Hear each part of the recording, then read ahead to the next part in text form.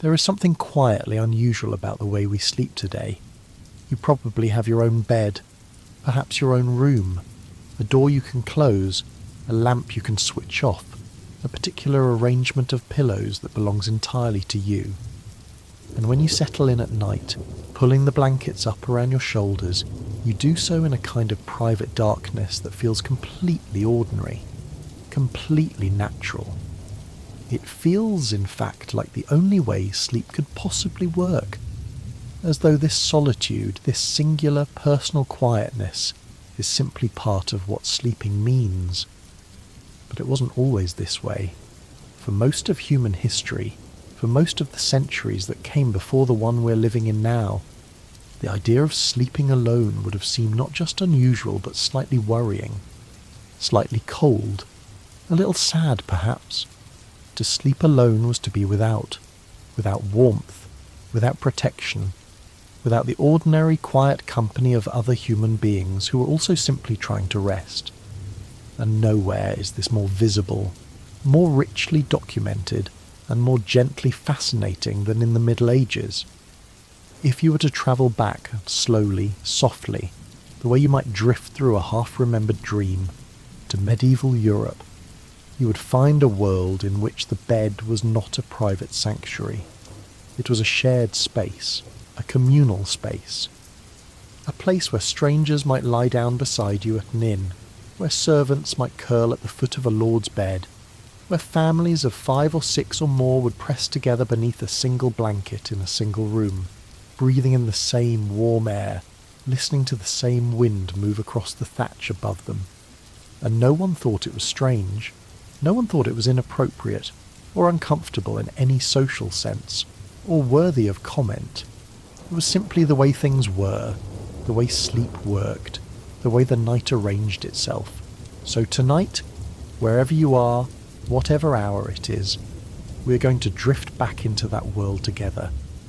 We're going to walk quietly through the households and inns and royal chambers and humble cottages of medieval Europe, and we're going to explore what sleep looked like, what it felt like, and why sharing a bed with a stranger was, for centuries, one of the most unremarkable things a person could do. And if you find yourself beginning to drift as we go, that's perfectly fine. That's exactly where this is meant to take you. Before we begin, I just want to say, if this is your first time here, welcome to the channel. If you've been listening for a while, it's good to have you back.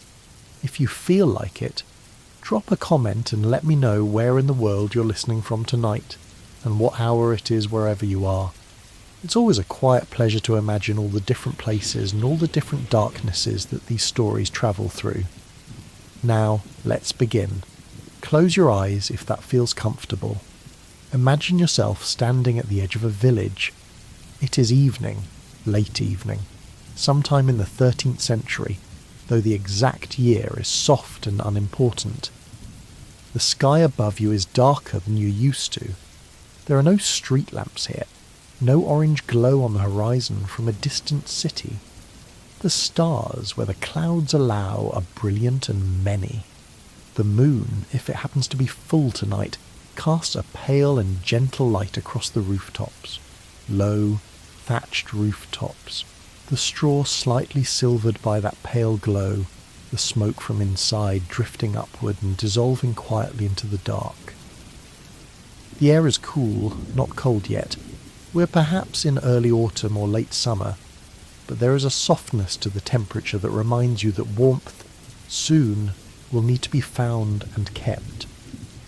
You can hear, very faintly, the sound of animals settling in for the night. A cow shifting in its byre, a dog somewhere, not barking, just moving, its claws soft on the earth. And you can hear voices low and fading as the last of the day's conversations draw to their natural close.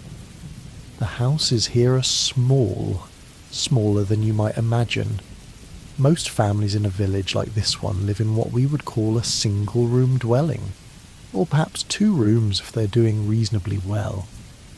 The walls are wattle and daub, a mixture of woven sticks and mud and straw, thick enough to hold warmth in winter, but not entirely impervious to the sound of wind. The floor is earth, sometimes strewn with rushes, sometimes just plain and swept. There is a hearth in the centre, or near the centre, of the main room, and the smoke rises more or less through a hole in the roof above it. More or less. You slowly begin to notice the light inside one of these houses, a warm, flickering orange glow that escapes through the gaps in the shutters, through the spaces around the door. It is not a bright light. It is the kind of light that makes you feel that the world outside is very large and the world inside is very small and very safe. You step a little closer, not intruding, just watching, and through the gap at the edge of the shutter you can see the interior of the room. There is a family there, a man and a woman, perhaps in their 30s, which in this century is not quite middle-aged but not quite young either. There are children, 3 of them it seems, though it is hard to be sure in the firelight. And there is an older person too, someone's parent, sitting near the fire with their back to the wall, their eyes already half closed. The dog is inside. It lies near the door. A few hens have found their way to a corner, as hens sometimes do in medieval households, because the warmth of the fire is useful for everyone, human and animal alike. And in the far corner of the room, taking up a significant portion of that corner, there is the bed. It is not an elaborate bed. It is not carved oak or embroidered silk. It is a wooden frame, sturdy enough, with ropes strung across it in a kind of lattice to support the mattress above. The mattress itself is a large cloth sack filled with straw, or perhaps dried leaves, or perhaps hay, whatever was most available when it was last filled. On top of the mattress are blankets, 2 or 3 of them, heavy wool, the kind of wool that still smells faintly of the sheep it came from. And above the bed, if you look carefully, there might be a rough curtain on one side, not for privacy exactly, but to keep out the draught that sometimes creeps along the floor during the coldest months. And tonight, into this bed, this entire family will climb, all of them. The man and the woman, the children arranged between them or at their feet, the older person pressed against the wall where the cold is least likely to reach. They will pull the blankets over themselves, all of them together, and the dog might edge closer to the foot of the bed, and the hens will murmur softly in their corner, and the fire will settle and dim, and the room will become gradually, gently, wonderfully warm. And this arrangement, is not the exception. It is the rule. It is simply what night-time looks like. Now, you might wonder, as you stand there in the cool autumn air outside that window, why this was so. Why did people in the Middle Ages share beds so readily, so universally, so without apparent discomfort or concern? Was it purely practical? Was it cultural? Was it something deeper than both of those things? Some fundamental understanding of the human body and its needs that we, in our single beds in our private rooms, have gradually forgotten? The answer, it turns out, is all of these things. And as we drift through this evening together, we're going to explore each of them in turn. Let us begin with the most obvious reason, because it is also, in some ways, the most quietly profound. The most obvious reason that medieval people shared beds is that they were cold. This sounds almost too simple to be interesting. But stay with it for a moment, because the cold of a medieval night, particularly in Northern Europe, in England, in France, in Germany, in the Low Countries, was not the mild inconvenience of a slightly draughty room. It was a real and significant force. It shaped behaviour. It shaped architecture. It shaped the entire social organisation of nighttime in ways that we have largely forgotten to think about. There was no central heating. There was no insulation in any modern sense. The walls of most houses, even relatively good houses, allowed the outside temperature to press through them during the night. The fire, which had been burning all day and had been the centre of the household's warmth, would be banked down in the evening, not extinguished, because starting a fire from the scratch every morning was difficult and time-consuming, but reduced to coals that glowed rather than burned. Those coals would provide some warmth through the night, but not a great deal. By the deep hours of the night, by 2 or 3 in the morning, the room would be significantly colder than it had been at sunset. And so bodies, warm, breathing, living bodies, became the most reliable source of heat through the long hours of darkness. 2 bodies are warmer than 1, 3 are warmer than 2. A family of 5 or 6 pressed together under heavy wool blankets creates a shared warmth that can make the difference between a comfortable night and a deeply uncomfortable one, or in the harshest winters, between surviving the cold and not. This is not a small thing. This is a matter of genuine survival in the worst of winters, and even on nights that were merely cool rather than bitter. The warmth of shared bodies was a real and tangible comfort, the kind of comfort that, once you understand it, makes the alternative seem not just impractical, but genuinely unappealing. You slowly begin to notice how the logic of this extends outward. It is not just families who shared beds. It was anyone who happened to be sleeping in the same place at the same time, bound by the common human need for warmth. At inns, and we will talk more about inns as we go, travellers who had never met before and would never meet again would share a bed as a matter of course. The innkeeper would put 2 or 3 travellers in the same bed, not because he was being careless or unkind, but because that was simply how beds worked. The travellers themselves would expect this. They would climb in without particular ceremony, pulling the blankets up, settling on their sides and going to sleep. In the morning they would climb out, pay for their lodging, and go their separate ways. This is documented clearly and without embarrassment in countless medieval sources. Travellers' accounts, inn records, legal documents, sermon literature, moral tales, all of them refer to bed sharing as the most ordinary of arrangements. No one is scandalised. No one needs to explain or justify it. It is simply mentioned in passing, the way we might mention that we took a chair at a restaurant rather than standing. And this is worth pausing on, because it tells us something important about the nature of privacy in the medieval world.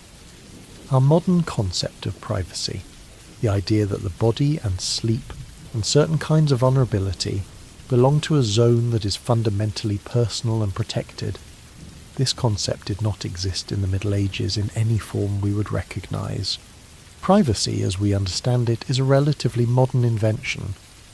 It grew slowly across several centuries, becoming more fully formed in the 17th and 18th centuries, and reaching something close to its current shape only in the 19th century, with the rise of the middle class and its particular preoccupation with domestic space, individual dignity, and the separation of public and private life. In the medieval world, life was communal, in a way that is quite difficult for us to fully imagine. Work happened communally, eating happened communally, worship happened communally, and sleep, rest, recovery, the vulnerable hours of the night happened communally too. Not because people had no sense of self, but because the self was understood differently. The self was always already embedded in a web of relationships, of obligations, of shared life, in a way that made solitude seem not like freedom, but like a kind of poverty. So when we look at bed sharing in the Middle Ages, we're not looking at a failure of privacy. We are looking at a world in which privacy, as a value, had not yet become the organising principle it would later become. A world in which the shared bed was not something to be hidden or explained, but something as ordinary and comfortable as a shared meal. Let us walk a little further into this world. Imagine now that you are a traveller, not a wealthy traveller, not a nobleman with a retinue and a horse and letters of introduction that will open the doors of great houses. You are an ordinary traveller.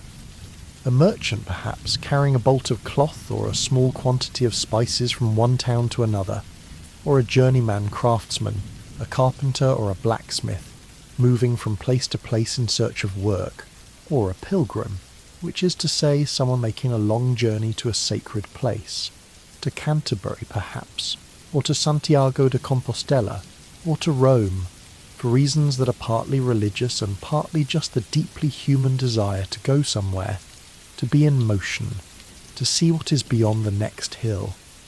You have been walking since sunrise. The road is not a good road.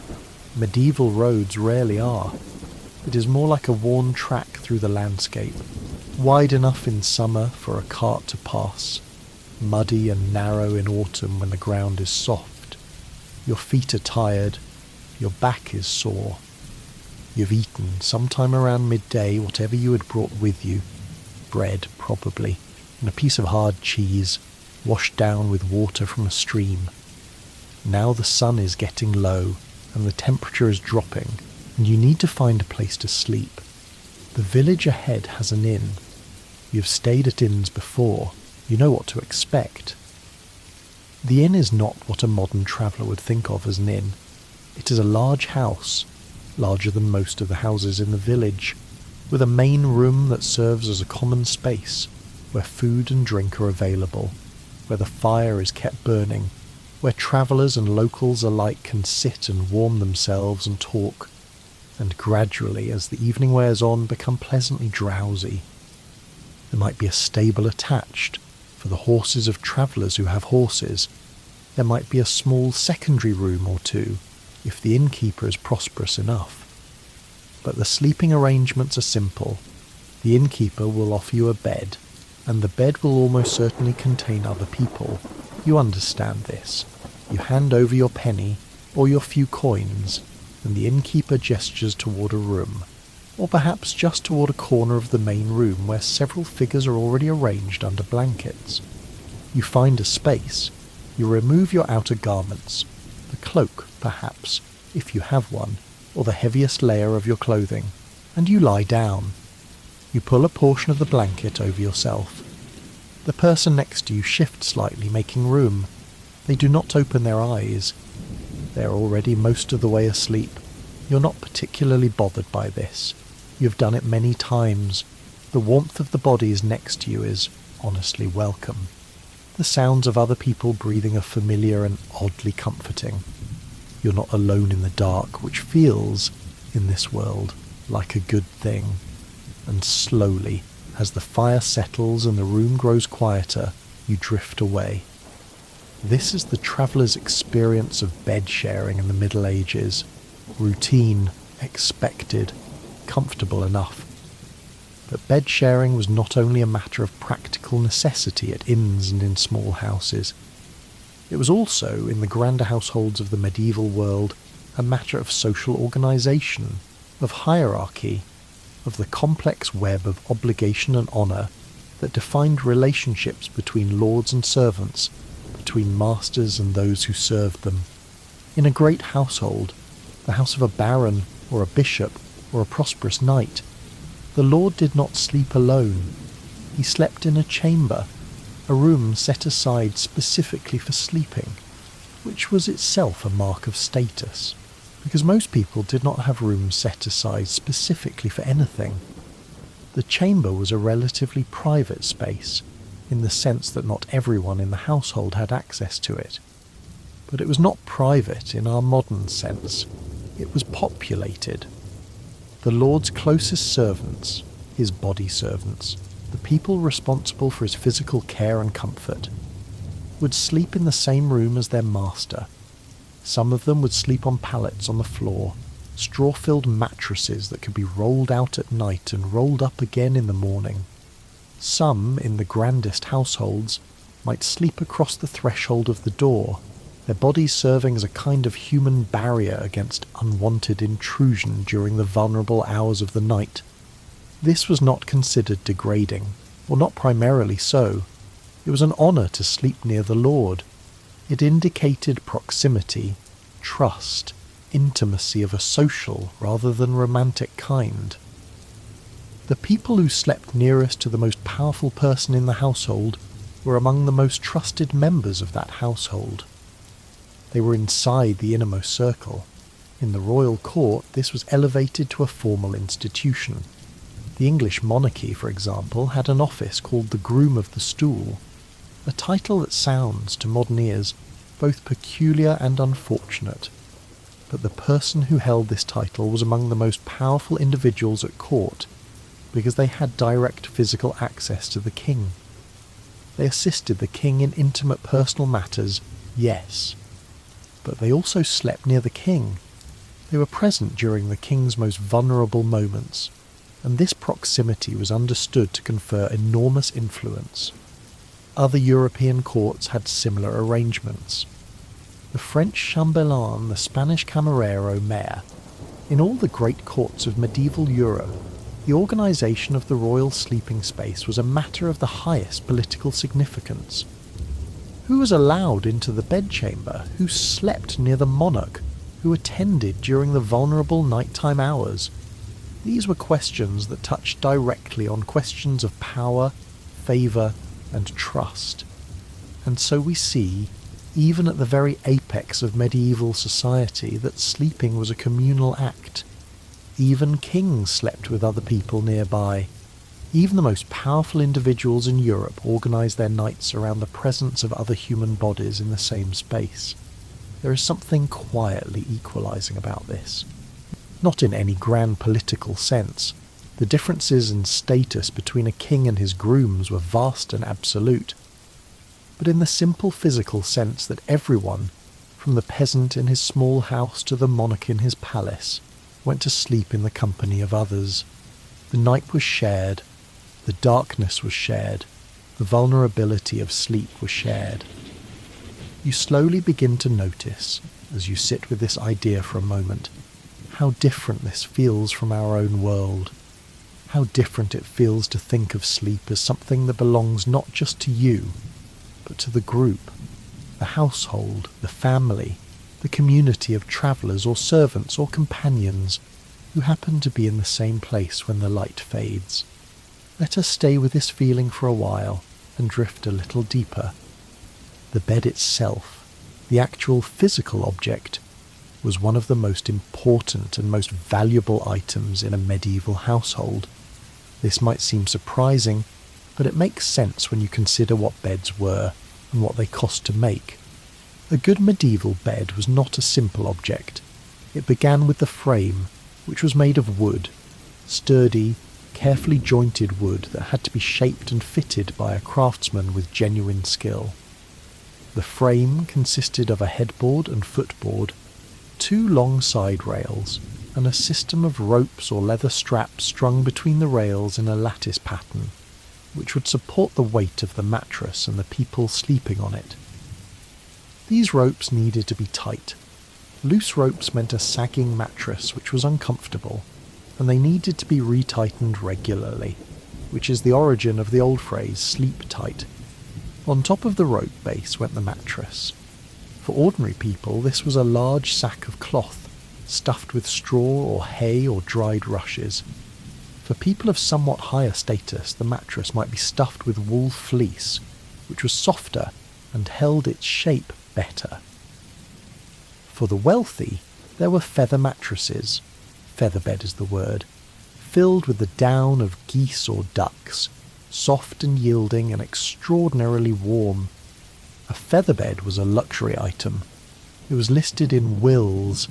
It was passed down through generations. When a prosperous medieval family enumerated their possessions, the featherbed would be near the top of the list, alongside the best cooking pots and the Sunday clothes.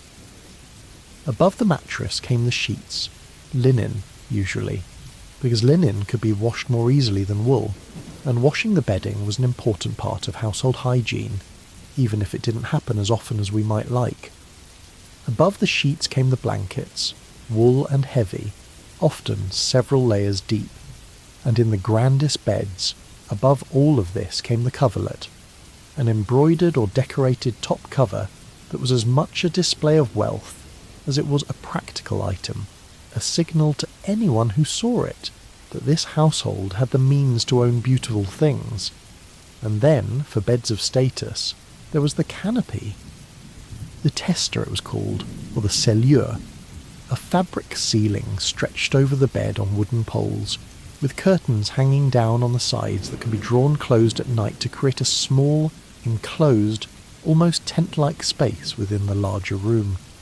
The canopy bed, the four-poster, as we call it today, was not a form of decoration that medieval people added to their beds for aesthetic reasons. It had a practical function, which was to keep out the cold air and the draughts that moved through any large medieval room at night, and to create a pocket of warmth within the enclosed space that the bodies of the sleepers would gradually fill. If you have ever slept in a very cold room and pulled the blankets all the way up over your head, creating a small warm cave of breath and body heat, you have approximated, in a very modest way, the experience of sleeping in a canopied medieval bed. The principle is the same: enclose the space, trap the warmth, let the bodies do their work. The great beds of the medieval period were enormous by modern standards. Not enormous because medieval people were larger, they generally weren't, but enormous because they needed to accommodate multiple people. A bed that would sleep 2 adults and 2 or 3 children needed to be wide. The Great Bed of Ware, which was made in England around 1590 and is now in the Victoria and Albert Museum in London, is perhaps the most famous example of this tradition of enormous beds. It measures roughly 11 feet wide and 11 feet long, and contemporary accounts suggest that it could sleep 8 people comfortably, and that this was considered, if anything, a pleasing feature rather than an odd one. 8 people in one bed, and this was considered comfortable. It gives you a sense of scale, of just how differently the medieval mind organised the night. We're about 15 minutes into our journey together, and I just want to pause for a moment and say, if this is helping you relax, if you're finding yourself settling in, breathing a little more slowly, that makes me happy. And if you feel like leaving a like on the video or a quiet comment, that always helps the channel find its way to more people who might need a little quiet to drift away to. It is entirely up to you. There is no urgency here. We have a long way still to drift. Now, let us go back to the bed, because there is something about the medieval bed, about its heaviness, its warmth, its shared quality, that is still only partly explained by the practical need for heat. There's something else going on, something that has to do with the way medieval people understood the body and its relationship to the world. In medieval European thought, shaped deeply by Christian theology, by classical philosophy, and by the accumulated wisdom of several centuries of lived experience, the human body was understood to be a fundamentally social creature, not just in the abstract philosophical sense, but in a very literal physical sense. The body needed other bodies. It needed proximity, contact, the warmth of human presence, in a way that was considered medically as well as socially important. Medieval medicine, inherited largely from the ancient Greeks through the Arab scholars who preserved and extended classical learning, was built on the theory of the 4 humours: blood, phlegm, yellow bile and black bile, and the 4 qualities associated with them: hot, cold, wet, and dry. Health was a matter of keeping these qualities in balance. Illness was what happened when the balance was disrupted, and cold, in this system, was a significant threat. Cold was associated with death, with the failure of the vital spirit, with the diminishing of the life force that animated the body. Warmth was associated with life, vitality, health, and so keeping the body warm, particularly during the vulnerable passive hours of sleep, when the body was at its most open to external influence, was understood as a genuine medical priority. Physicians in the medieval period recommended sleeping with other people as a health measure, not as a social nicety, as medicine. The warmth of shared bodies was considered therapeutic. Old men in particular were sometimes recommended to sleep with young people, because the vitality and warmth of the young were thought to be literally transferable through proximity during sleep. King David, in the Old Testament, and medieval people were very attentive to the Old Testament, had done exactly this. In his extreme old age, his servants had found him a young woman named Abishag to lie beside him, to keep him warm, to share her warmth with a failing king. This story was read in the medieval period not as something scandalous or even particularly romantic, but as a sensible medical procedure. The young woman's warmth would strengthen the old man. This was just how bodies worked. And so the shared bed was not just warm, it was understood to be actively good for you. Healthful, strengthening. The communal body heat of the sleeping household was a kind of medicine that everyone administered to everyone else, night after night, without thinking much about it. You lay down beside your family, and you gave them your warmth, and they gave you theirs, and in the morning you were all a little healthier for it. There is something quietly beautiful about this understanding when you sit with it. The idea that your body, simply by being present, simply by being warm, is doing something good for the people around you. That proximity is a form of care, that the simple act of sharing a bed is, in some small way, an act of generosity. The medieval world was in many ways a harder world than ours, shorter lives, more illness, more physical labour, less certainty about the future, but in this particular respect, in the understanding of sleep as something communal, something shared, something that bound people together rather than separating them, there is a warmth to the medieval night that I find, honestly, rather appealing. Let us drift a little further. Let us think about what happened in the bed before sleep finally came. Because the medieval night was not simply a matter of falling into bed and immediately losing consciousness. The night had its own rhythm, its own activities, its own quiet social life. And the bed, being the centre of the night, was where much of this rhythm played out. In many medieval households, the period just before sleep was a social time. People talked. Not in the animated, purposeful way of the daytime, but in the loose, wandering way that happens when you are tired and warm and there is nothing more that needs to be done. Stories were told. News from the village was exchanged. Prayers were said. This was an important part of the medieval evening. A brief formal acknowledgement of the day's end and the night's beginning. A small conversation with God before the larger silence of sleep. Children were settled. The youngest might already be asleep by the time the adults were ready to lie down, curled at the edge of the mattress or tucked between two warm bodies, their breathing already slow and deep. Older children would drift off during the prayers or shortly after, the way children do, falling quickly and completely into sleep in a way that adults sometimes envy. And then the adults would lie there, in the dark and the warmth, not quite asleep yet.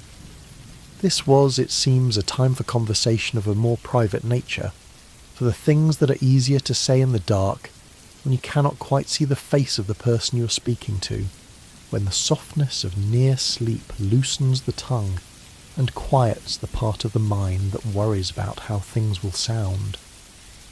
We know about this from the literature of the period, from fabliaux and romances and moral tales, from the marginal notes of manuscripts, from the occasional candid letter. The dark hours before sleep, in the shared bed, were understood as a time of intimacy.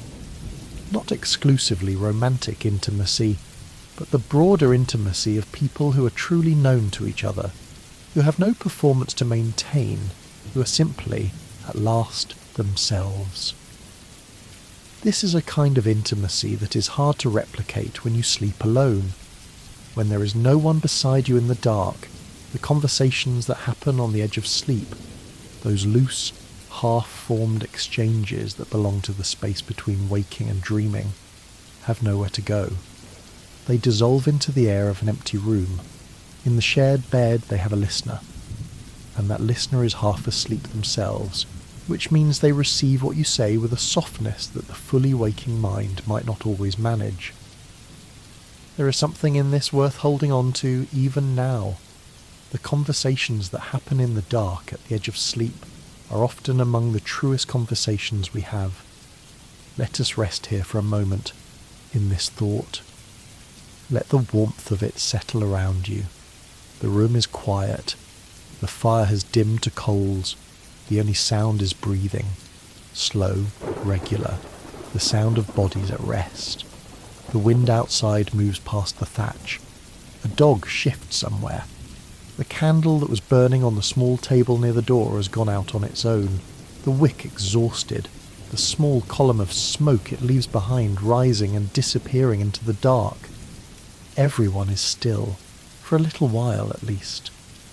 Because we should mention, before we move on, that the medieval night was not always continuous. Medieval people did not, as a rule, sleep in one long, unbroken period of 7 or 8 hours, the way many modern people aspire to. They slept in 2 distinct periods, separated by an hour or so of wakefulness in the middle of the night. This practice is well documented in medieval sources, so well documented that it seems to have been the universal norm rather than the exception. People would fall asleep shortly after dark, sleep for several hours, wake in the middle of the night, lie quietly or get up and do small things, and then fall asleep again until dawn. The first period of sleep was called, in English, the first sleep, and the second was called simply the second sleep. What people did during the waking interval between the 2 sleeps is a subject of some gentle historical fascination. Some people prayed. This was considered an excellent time for prayer, because the mind was quiet and the day's distractions had fallen away, and the dark and the silence made it easier to feel the proximity of the sacred. Some people talked with whoever was sharing their bed. Some people got up and used the chamber pot or went outside if they had to. A more significant undertaking in winter, but manageable. Some people ate a small thing if they happened to be hungry, and some people, it seems, simply lay there in the warm dark and thought. Not anxiously, not the way we sometimes lie awake in the night turning over our worries, but in a more peaceful, receptive way. The way the mind works when it is between sleep and waking, when it is moving slowly and loosely through thoughts that don't quite cohere into anything definite. This middle interval was understood as a natural and ordinary part of the night. People didn't lie awake worrying that they couldn't sleep because they weren't trying to sleep. They were in their first wakefulness, which was simply what happened between first sleep and second sleep. It had its own character, its own rituals, its own quiet pleasures. Historians who have written about this, and the historian Roger E. Kirch wrote a particularly fascinating account of it, suggest that the loss of this 2-period sleep pattern, which happened gradually with the spread of artificial light and the demands of industrial schedules in the 18th and 19th centuries, may be part of why so many modern people find sleep so difficult. We have, over the course of a few centuries, developed an idea of sleep as something that should happen in one long unbroken period, and when it doesn't, when we wake in the middle of the night, as we sometimes do, we interpret this as a failure, as insomnia, as a problem to be solved. But our medieval ancestors would not have recognised it as a problem at all. They would have recognised it as simply the first wakefulness. Perfectly normal, perfectly fine. There is something gently reassuring about this. If you are listening now, and the night is long and sleep has not quite come, that is all right. You are in good company. You are in the company of everyone who has ever lain in the dark, in the warm middle of the night, waiting softly for the second sleep to arrive. They are all around you, these ancestors, these medieval sleepers, crowded into their beds, breathing slowly, their bodies warm against each other in the dark. You are not alone in the night. you never were. As we continue drifting through this world together, let us move now from the humble household to the slightly grander setting of the medieval town. Because the world we have been imagining so far, the village, the small house, the family and their animals, is only part of the picture. Medieval Europe was not only rural, it had towns, and in those towns life was organised somewhat differently, though the beds were still shared. A medieval town is a busier place than the village. It has a market square, a church that is larger and more elaborate than a village church, perhaps a guild hall where the craftsmen of the town organise their affairs. It has streets that are narrower than you might expect, lined with buildings that press close together, their upper stories sometimes jutting out over the street below, so that the sky is visible only as a narrow strip above you as you walk. The smells are complicated. There is wood smoke always, and the smell of animals and bread baking somewhere, and the particular sharp smell of a tannery if the town is large enough to have one, and underneath all of it the smell of the river if there is a river, cool and slightly mineral and alive. In this town there is a street known, and formerly by reputation, as the Innkeeper's Street, or something like it. Every town had such a place, a cluster of establishments where travellers could find lodging, food, and the company of other people passing through. The inns on this street range from the merely adequate to the fairly comfortable, and the prices range accordingly. Let us step into one of the better ones. The common room of a good medieval inn is a generous space. There is a long table down the centre, scrubbed wood, with benches on either side. There is a fire at one end, burning well, with a pot hanging above it that has been simmering something all day. A pottage of beans and vegetables and a little salted meat, probably, thick and warming and not unpleasant. There are candles on the table, tallow candles that smell faintly of fat when they burn, giving off a small yellow light that makes the shadows in the corners of the room deep and soft. Several travellers are already in the room when you arrive, a pair of cloth merchants from the Low Countries speaking quietly in Flemish. A priest travelling alone, his habit slightly dusty from the road, eating his supper with focused attention. A young woman and her companion, a maidservant possibly, or an older female relative, who are sitting near the fire and not speaking to anyone. A young man who might be an apprentice or a student, already looking tired, leaning against the wall with his eyes half closed. You find a seat at the table. The innkeeper's wife brings you a bowl of the pottage and a piece of bread and a cup of ale. You eat slowly because you are tired, and eating when you're tired is something to be done slowly and with attention. The ale is thin, but not unpleasant. The pottage is hot.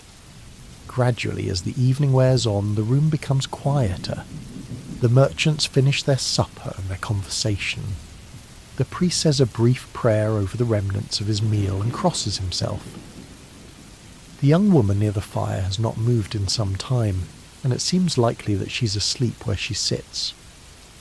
The innkeeper appears, finally, and begins to direct people toward their sleeping arrangements for the night. He is practical and unhurried about this. The two merchants are shown to a room upstairs, a real room with a door, because they have paid for the better accommodation. The priest is directed to a sleeping space near the back of the common room, where a large straw mattress has been laid on the floor, thick with blankets.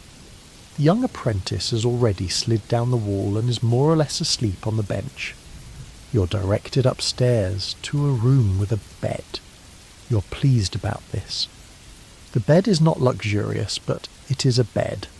A wooden frame with ropes and a mattress stuffed with something soft enough, and 2 blankets and a pillow of sorts. It is clean enough. You have seen worse. And in the bed you discover there is already a person. A man, judging by the shape under the blankets, his back to the door, already apparently asleep. You look at the innkeeper. The innkeeper looks back at you with an expression of mild incomprehension. The bed is there, the blanket is there, the space beside the sleeping man is there. What exactly is the problem? You understand.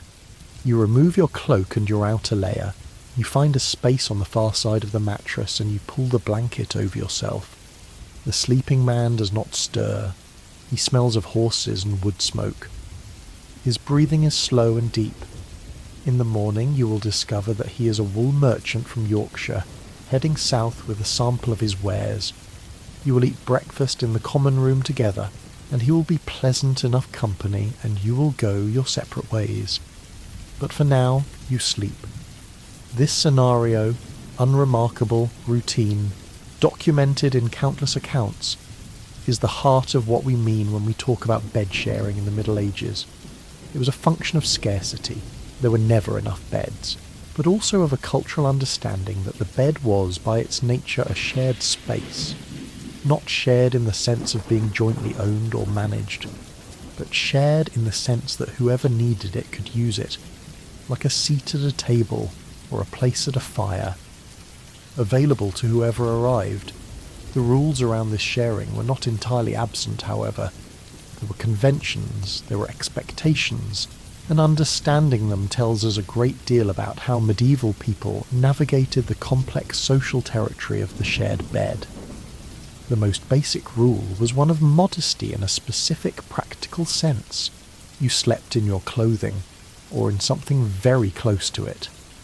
The modern convention of sleeping in special nightwear, pyjamas, nightgowns, the elaborate sleeping costumes of the Victorian era, was not yet established.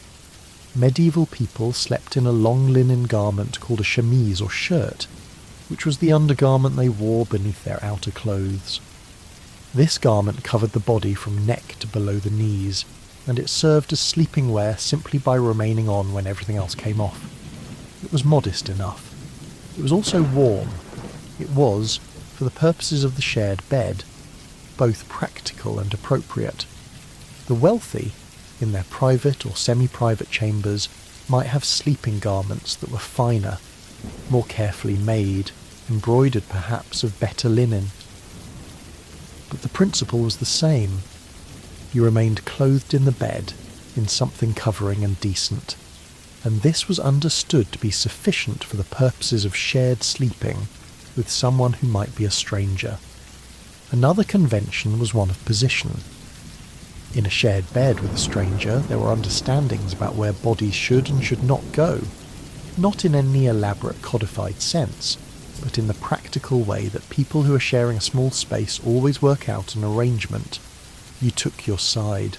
You faced away if the situation called for it.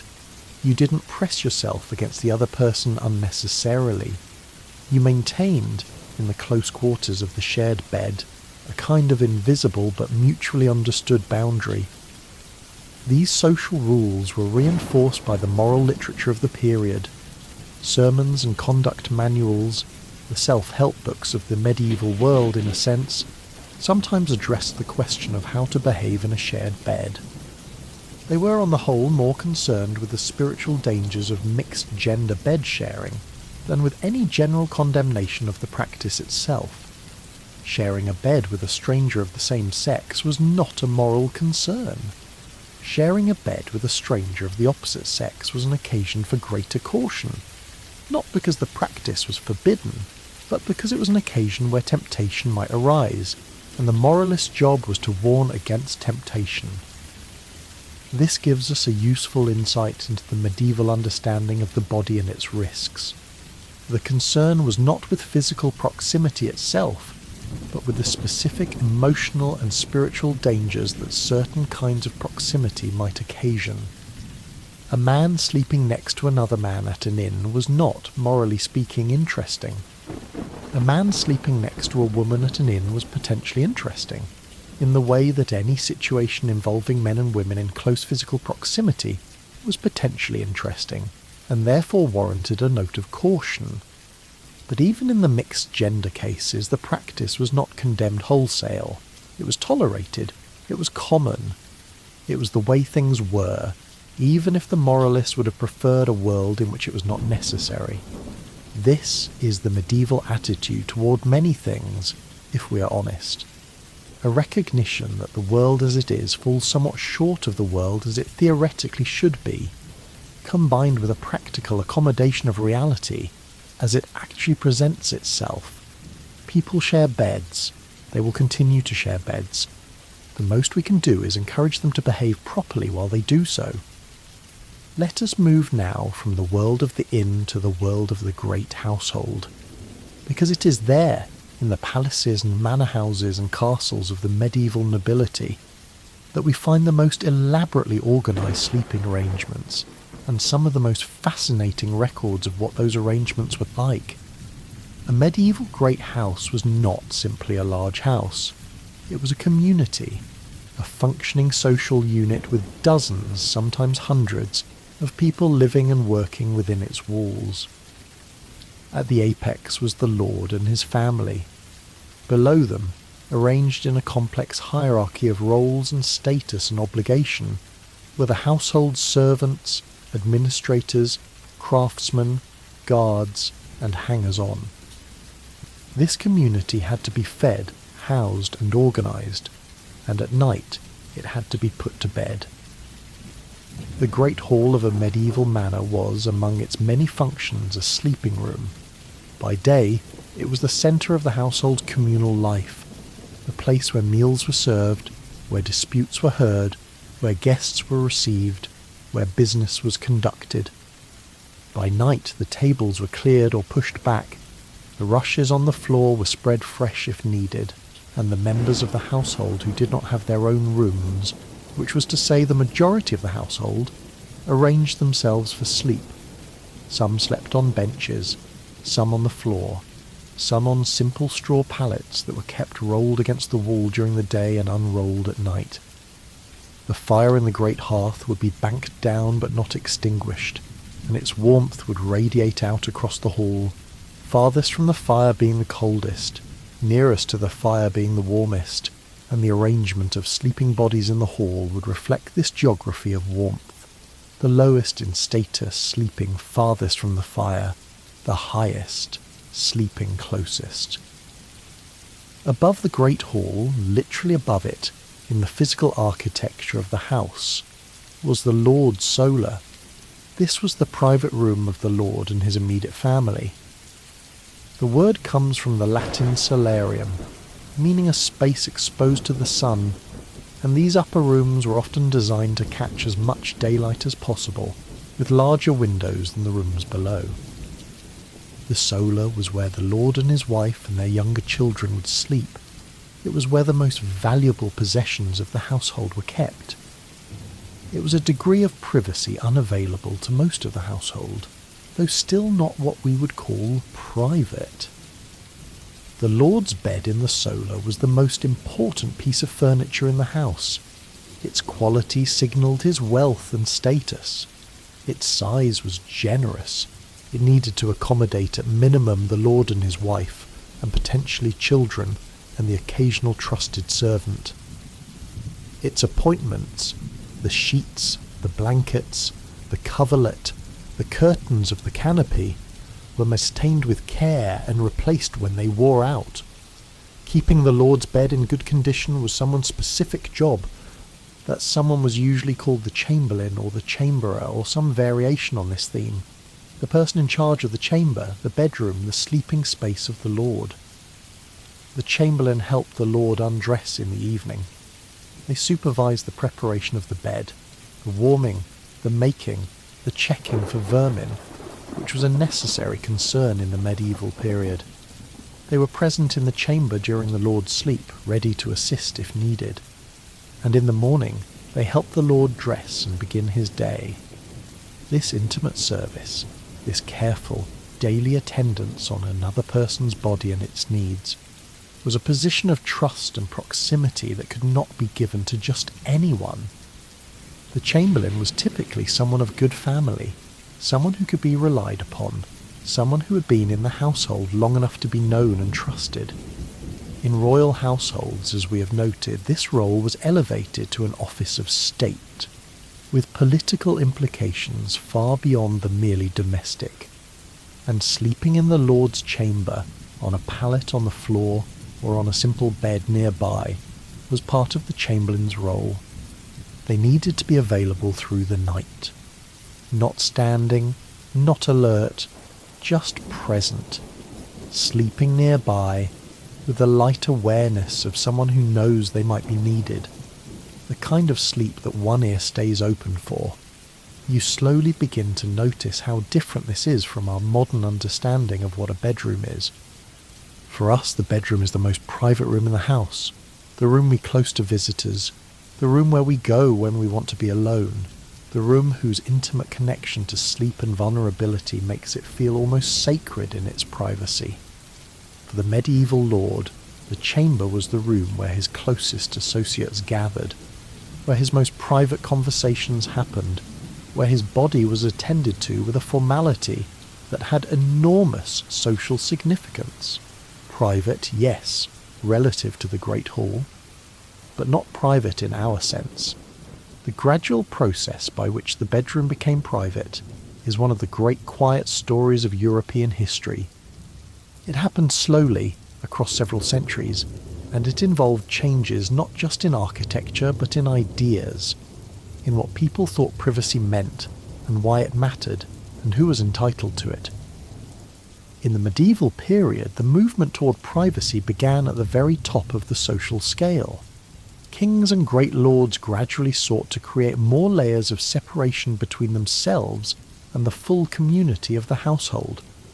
They added more rooms, the antechamber, the withdrawing room, the privy chamber, each a step further removed from the great hall and its communal life, each accessible to a smaller and more select group of people. The architecture of these great houses became more elaborate, more internally differentiated, with more passages and doors and dedicated spaces. But even within this trend toward greater seclusion, the lord never slept truly alone. There were always people nearby, always bodies in the room. The idea of complete solitary sleep did not arise until much later, and even then it arose first among the very wealthy, and only gradually spread down through the social ranks to become the universal expectation it is today. So we should be careful not to read the medieval period's communal sleeping arrangements as simply a stage on the road to our own privacy. That reading imposes a direction on history that may not be warranted. The medieval arrangement was not a primitive version of our arrangement.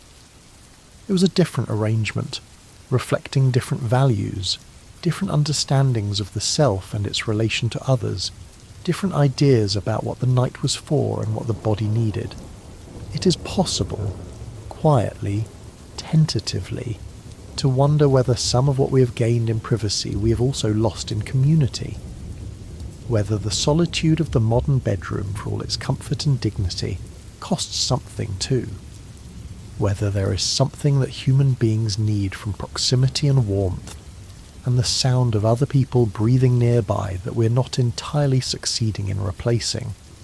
You might wonder about this, as you lie in your own bed, in your own room, in the particular quiet of wherever you are tonight. But we are getting ahead of ourselves. Let us stay in the medieval world a little longer and think about some of the more specific aspects of sleeping life that we have not yet touched on. We have talked about warmth, about social convention, about the architecture of the great house. But we have not yet talked about one of the most interesting and most overlooked aspects of medieval sleeping life, which is the question of what happened to the body during sleep, not just physically, but in the imagined, dreamed, spiritual life of the sleeper. The medieval understanding of sleep was, in certain respects, more complex and more interesting than our own. Sleep was not simply a period of unconsciousness during which the brain processed the day's events and the body repaired itself. Sleep was a state of particular openness to the supernatural, a time when the soul, which in medieval theology was a real thing, a genuine spiritual substance housed within the body, became more free, less firmly anchored to the physical world, more accessible to forces both divine and diabolical. This is why prayers before sleep were so important. The act of commending oneself to God before sleep was not merely a pious habit, it was a practical spiritual precaution. You were about to enter a state of particular vulnerability. You were about to close your eyes and lose your conscious control of your body and your mind. And in that state, things could happen to you. Spiritual things, moral things, that you would not be fully able to guard against.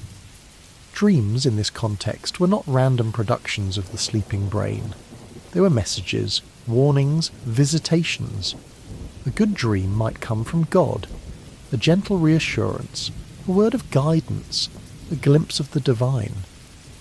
A bad dream might come from the devil, a temptation, a deception, a spiritual attack on the sleeping soul. The dreamer was not simply a passive experiencer of their dreams. They were, in a sense, a spiritual actor in them, and the choices made in dreams, however limited the dreamer's control might be, had moral weight. This gave sleep a gravity that we do not usually associate with it. Going to sleep was not just a matter of rest, it was a matter of spiritual preparation. And waking from sleep, particularly waking in the middle of the night during the first wakefulness, was a moment of reckoning, a return to consciousness that might involve examination of the night's dreams, an assessment of their character, a prayer of gratitude or protection depending on what had been experienced. The shared bed, in this context, was also a shared spiritual space. The people sleeping near you were not just warm bodies contributing to the common warmth. They were fellow souls, fellow spiritual travellers through the night, and there was something collectively protective about sleeping together. The prayers of the household, said together before sleep, formed a kind of communal spiritual shelter for the night ahead. This might sound abstract, but it was lived and felt in a very concrete way. The family that prayed together before getting into bed was performing a ritual of mutual protection. The Lord, who was attended by his servants through the night, was surrounded not just by physical protection but by spiritual company. Even the strangers who shared a bed at an inn were, in a quiet sense, companions in the night's spiritual journey. You slowly begin to notice, as you sit with this, how the medieval world wove together the practical and the sacred in ways that are not always easy to separate. The warm bodies in the bed were also praying souls. The heavy blankets were also spiritual shelter. The flickering fire was also a reminder of the divine light that stood against the darkness. Nothing in the medieval world was entirely secular. Nothing was entirely just what it appeared to be on the surface. Everything had resonance, had meaning, had connections to the larger story of creation and redemption, and the ongoing intimate presence of the divine in human life. And this integrated sense of the sacred in the everyday, is part of what made the shared bed seem so natural. The night was not a blank secular interval between days. It was itself a domain of significance, of spiritual activity, of communion with forces larger than oneself, and sleeping in the company of others was simply the human, communal way of navigating that domain together. Let us continue drifting now, through some of the more specific and delightful details of what medieval beds actually contained, the physical substance of them, the sensory reality of lying in one on a cold night in the 13th century. We have mentioned the straw mattress, the wool blankets, the linen sheets, but let us think more carefully about what all of this would have felt like, about the specific sensory quality of a medieval bed. The linen sheets first. Linen was the standard material for sheets in the medieval period, not just among the wealthy, but across most of the social spectrum above the very poorest. Linen is made from the flax plant, which was grown widely across northern Europe. It was spun and woven in households by women who spent significant portions of their time at this task, or it was purchased from merchants who traded in cloth. Good linen sheets were valued household possessions. They were listed in inventories. They were passed on in wills. The texture of linen, when new, is slightly rough. It has a crispness to it, a slight stiffness that softens with washing and use into something wonderfully smooth and cool. Old well-washed linen sheets have a quality that is almost silky, lighter than cotton, cooler to the touch, with a particular freshness that is unlike any other fabric. If you have ever slept in old linen sheets, you have some sense of what the medieval bed might have felt like at its best. The blankets, by contrast, were heavy. Wool is a warm and resilient fibre, and medieval wool blankets were substantial things, thick and closely woven, often undyed or dyed in simple natural colours, the kind of blanket that you could feel pressing down on you in a way that is, if you are cold, deeply satisfying. The weight of a good wool blanket has its own particular comfort. It is grounding. It is reassuring. It tells the body, in a very physical way, that it is covered, protected, secure. The mattress for most people would smell of straw. Clean straw, ideally, replaced regularly, though the regularity with which this actually happened varied enormously from household to household. Fresh straw has a pleasant smell, slightly sweet, slightly dusty, the smell of summer fields and dry warmth. Old straw smells different, earthier, damper, with undertones that are less pleasant. The maintenance of the mattress stuffing was an ongoing domestic task, and the quality of one's sleeping experience depended significantly on how attentively this task was performed. For the wealthy, feather mattresses transformed the sleeping experience. A good feather bed is extraordinarily soft. It yields completely to the weight of the body, conforming to every contour, creating a nest rather than a surface. It is also extraordinarily warm. Feathers are insulating in a way that straw is not, and a feather bed retains body heat with remarkable efficiency. Sleeping on a good feather bed, under a heavy wool blanket on a cold winter night, must have been a genuinely luxurious experience.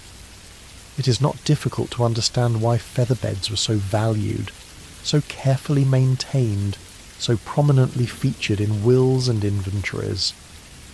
The pillow, for those who had one, and not everyone did, was typically stuffed with feathers or wool and covered in linen. Medieval pillows were often large by modern standards, wide enough to accommodate two heads, which was practical in a bed that was routinely shared. The idea of each person having their own pillow was, again, a later development, contingent on a later understanding of the bed as an individual rather than a communal space. There is something gently amusing about imagining this. Two strangers at an inn, sharing not just a bed but a single large pillow, their heads perhaps 6 inches apart on the same linen surface, each doing their best to occupy their own half of the available space. This was the reality of medieval travel. It was uncomfortable by our standards, and entirely unremarkable by theirs. Now, one of the most interesting and least commonly discussed aspects of the medieval bed is what was in it beyond the people and the bedding. Because medieval beds were not always clean by modern standards, and the relationship between medieval people and the various small creatures that shared their beds is a topic that is at once historically fascinating and, if you think about it for too long, somewhat itchy. Fleas were a fact of medieval life. They were present in clothing, in bedding, in the fur of animals, in the straw of mattresses. They were so ubiquitous that they appear in medieval literature without much comment. They were simply there, a minor irritation, part of the texture of daily existence. Medieval people scratched. They scratched in ways that were socially acceptable because everyone scratched. The idea that a person might go through their days without the occasional visit from a flea was, for most of medieval history, simply not realistic. Lice was similarly present, though more associated with hair and clothing than with bedding specifically. Bed bugs were a separate matter. a genuine nuisance that medieval people were aware of and attempted to manage. Recipes survive for preparations intended to repel bedbugs, mixtures of strong-smelling herbs, or substances like ox gall that were applied to the bed frame or the bedding in the hope of deterring the bugs from taking up residence. The fact that these preparations were thought necessary tells us that bedbugs were a real and recognised problem. They appear in medieval texts, medical texts, household management texts, even the occasional piece of literature, as something to be guarded against. Linen was washed in part to deal with this problem, straw was replaced, bed frames were sometimes taken apart and cleaned, which was a significant undertaking given the construction of the beds. All of this gives the medieval bed a sensory character that is somewhat different from the idealised version we might imagine. It was warm, yes, and soft and communal, and there was real comfort to be found in it. But it was also a physical reality of a particular era, smelling of bodies and straw and smoke, occupied by the tiny fauna of the medieval world, embedded in a domestic life that was considerably more fragrant and more textured than our own. And yet, and this is worth saying, medieval people were not simply resigned to these conditions. They cared about the quality of their sleeping environment. They washed their bedding when they could. They replaced the straw when it grew foul. They used herbs, lavender, rosemary, meadowsweet, in the bedding and in the room, both for their pleasant smell and for their supposed medicinal properties. The medieval concern for a healthy sleeping environment was real, even if the tools available for achieving it were limited by what we would recognise today. Lavender, in particular, was associated with sleep and cleanliness. It was used in washing. A bundle of dried lavender in the rinsing water would scent the linen, and it was sometimes strewn among the bedding or hung near the bed.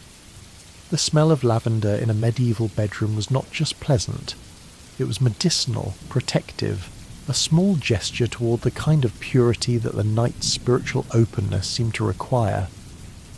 Imagine the smell of a well-maintained medieval bed then, on a late summer evening.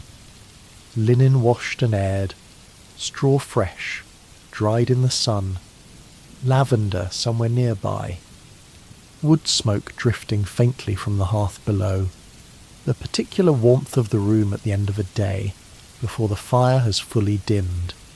This is not an unpleasant smell. This is, in fact, a rather beautiful one. Let us sit here for a moment in this imagined smell. Let it settle around you. You're in a room that is warm and dim. The light is the light of candles burning low, almost at their end, the flames small and quiet. The sounds outside are the sounds of the town settling, a cart somewhere, its wheels on the cobblestones growing gradually fainter, a bell from the church tower marking the hour. Voices distant, then gone. Inside the room, the people are still. The breathing of the sleepers is slow and regular. One of them shifts and there is the soft sound of blankets moving, and then silence again. You are, perhaps, almost asleep yourself. Let us continue gently so as not to wake you. We have been thinking so far mostly about the physical and social dimensions of medieval bed sharing. But there is an economic dimension too, which is worth exploring, because it tells us something important about the relationship between poverty and proximity, about how material conditions shape the most intimate aspects of life. In the Middle Ages, as in all eras, there was an enormous range of economic circumstances. At one extreme were the very wealthy, the great lords and merchants and churchmen whose households we have been visiting. At the other extreme were the very poor, those who had nothing, or nearly nothing, and for whom the question of where to sleep was not a matter of preference, but a matter of survival. The very poor did not have beds. They slept on the ground, or on straw, or on whatever they could find. A pile of leaves in a doorway, a corner of a barn, the warmth of a haystack if they were in the countryside. This was a real and significant aspect of medieval poverty, and it was understood as such by the people of the time. One of the corporal works of mercy, the acts of charity that Christians were supposed to perform for those in need, was sheltering the homeless, which included providing a place to sleep. Monasteries and convents often maintained hostels or guest houses for travellers and the poor, where people could sleep in a large communal space, usually for free or for a very small donation. These spaces were crowded, simple and communal in the most basic sense. Rows of straw pallets on a stone floor, dozens of people sleeping together, little heat, minimal comfort. But they were shelter, and they were safer than the street. Hospitals, medieval hospitals, were different from modern hospitals in almost every respect. Were also places where the poor and the sick were sheltered and allowed to sleep. The large charitable hospitals of medieval Europe, many of them founded and run by religious institutions, provided beds, usually large beds shared between 2 or more patients, in long, dormitory-like wards. The hospital was the one place where even the very poor might find a proper bed, if they were sick enough to need one. The irony of this is not lost on us. The very poor slept in the most communal conditions of all. Crowded dormitories, shared pallets, bodies pressed together not out of warmth or affection, but out of sheer necessity. And the very rich slept in the most private conditions available. Large curtained beds in their own chambers, with servants nearby but not literally in the same bed. It was the middle range of medieval society, the craftsman, the prosperous peasant, the small merchant, who most fully embodied the comfortable communal sleeping arrangements that we've been describing. The family in the single-room house, all together in the one bed, warm and close and unremarkably content. This is perhaps the medieval ideal, not the poverty of the dormitory floor, not the isolated luxury of the curtained bed, but the warm middle ground of the shared family bed, the human warmth of people who know and trust each other, arranged together against the cold and the dark. Let us stay here, in this warm middle ground, a little longer. Think about what it means to know every night that you will not be alone. That when the light fails and the fire dims and the long hours of darkness begin, there will be other bodies nearby, other breathing, other warmth, the sound of someone sleeping, the particular sound that is familiar, that you have heard so many nights that it has become part of the texture of your own sleep, as ordinary and reassuring as the sound of rain on a roof. Medieval people had this, routinely, always. They never lay down to sleep into silence and emptiness. The night was populated, the darkness was shared. Even the fears that the night occasionally brought, the bad dreams, the strange sounds, the spiritual anxieties, were shared, or at least navigated in the proximity of others. This is not nothing. This is, in fact, quite a lot. As we continue drifting through this world, we should spend some time thinking about the rhythms and routines of the medieval evening, the way the household arrived at the moment of sleep, the preparations and rituals that preceded it, the texture of those last waking hours. A medieval household was governed by natural light in a way that we have largely freed ourselves from. The day began at sunrise, or before it. The day ended at sunset, or not long after. This was not a cultural choice so much as an economic and practical reality. Artificial light, candles, oil lamps, rushlights, was expensive and somewhat dim. You didn't light candles to extend the day for any longer than was necessary. You used the daylight you had, and when it was gone, you moved towards sleep. This means that the medieval evening was shorter than our own. In summer, when the days were long, there might be several hours of genuine activity after the midday meal and before the sun went down.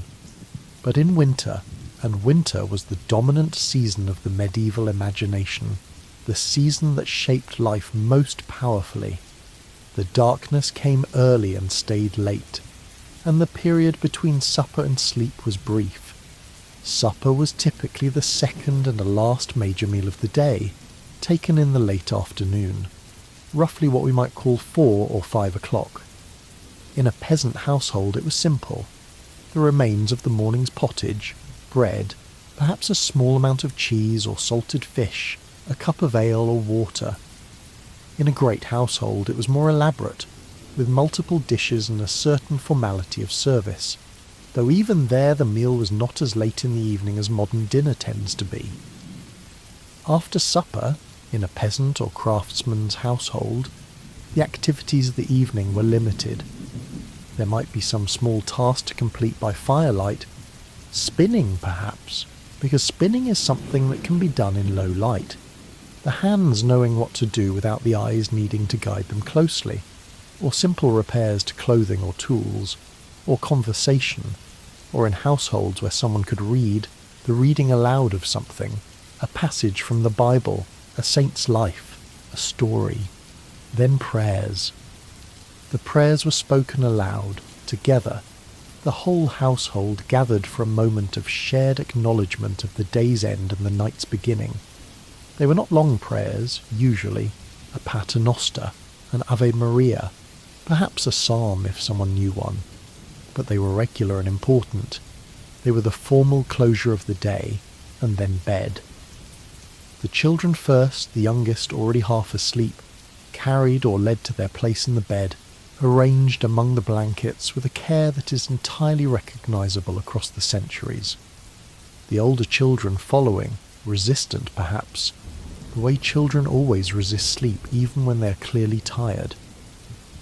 And then the adults settling in more slowly, more deliberately, with a particular heaviness of bodies that have been working since before sunrise, the last candle put out, or rather, not put out, because putting a candle out carelessly was a fire risk, but carefully managed, the wick pinched or the flame covered, a small point of light extinguished with care, the fire banked, the coals covered with ash to slow their burning, to keep them alive through the night without risk. And then the room becomes what it will be for the next several hours, dark, warm, quiet, populated with the breathing of sleeping bodies, the smell of the banked fire, the creak of the wooden bed frame as someone shifts, the distant sound of wind or rain, or the particular silence of a still winter night. This is the medieval night.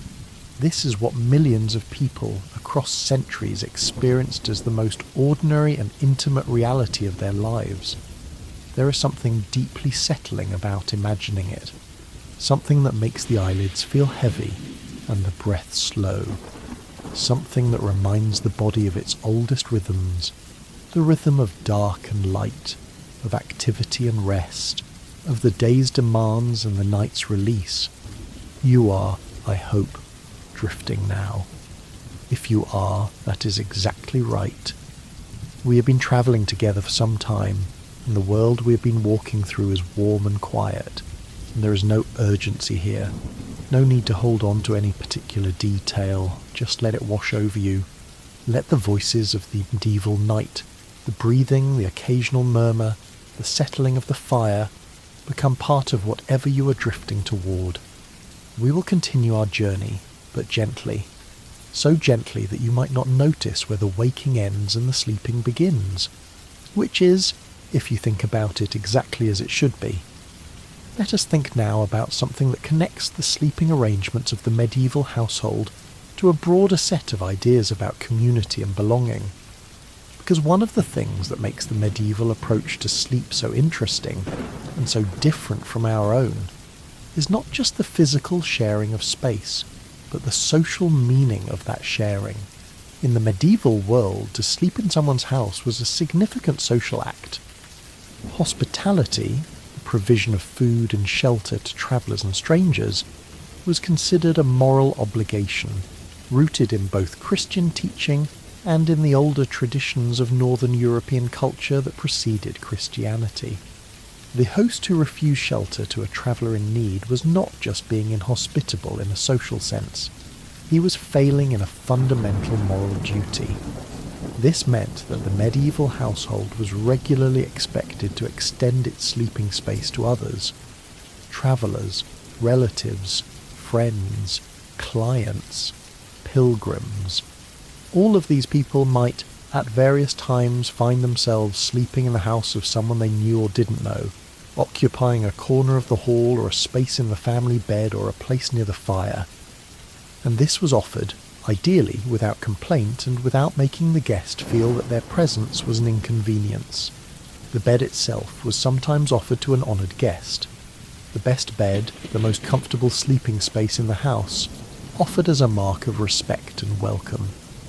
This was a gesture of genuine generosity, because the best bed was a significant possession.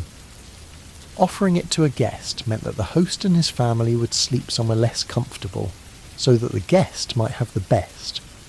This reversal, the guest in the best bed, the host making do with something simpler, tells us something about the values attached to hospitality in the medieval world. The guest was not just being accommodated, the guest was being honoured, and the act of offering the best sleeping space was a symbolic act, a statement of the host's generosity and the guest's worth. In the great households of the nobility, the visit of an important guest set the whole household's sleeping arrangements in motion. Rooms were reconfigured, servants were displaced. The normal hierarchy of who slept where was temporarily altered to accommodate the visitor and their companions. And the quality of the sleeping arrangements provided to a guest was itself a measure of the host's wealth and honour, a message, legible to the guest, about how the host saw themselves and how they valued the relationship.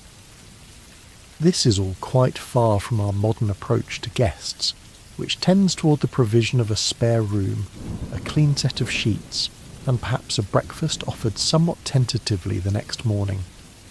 The medieval hospitality system was more elaborate, more morally weighted, more intertwined with questions of honour and obligation.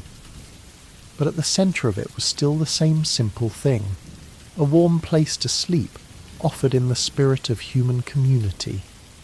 The specific arrangements might vary: the honoured guest in the great bed, the pilgrim on the hall floor, but the gesture was the same. We are sharing our night with you. You are not alone in the dark. There is a humanity in this that transcends the centuries. Whatever else is different, the smells, the textures, the spiritual landscape, the social hierarchies, the core human need being met is the same: warmth, safety, company, rest. These are not small things.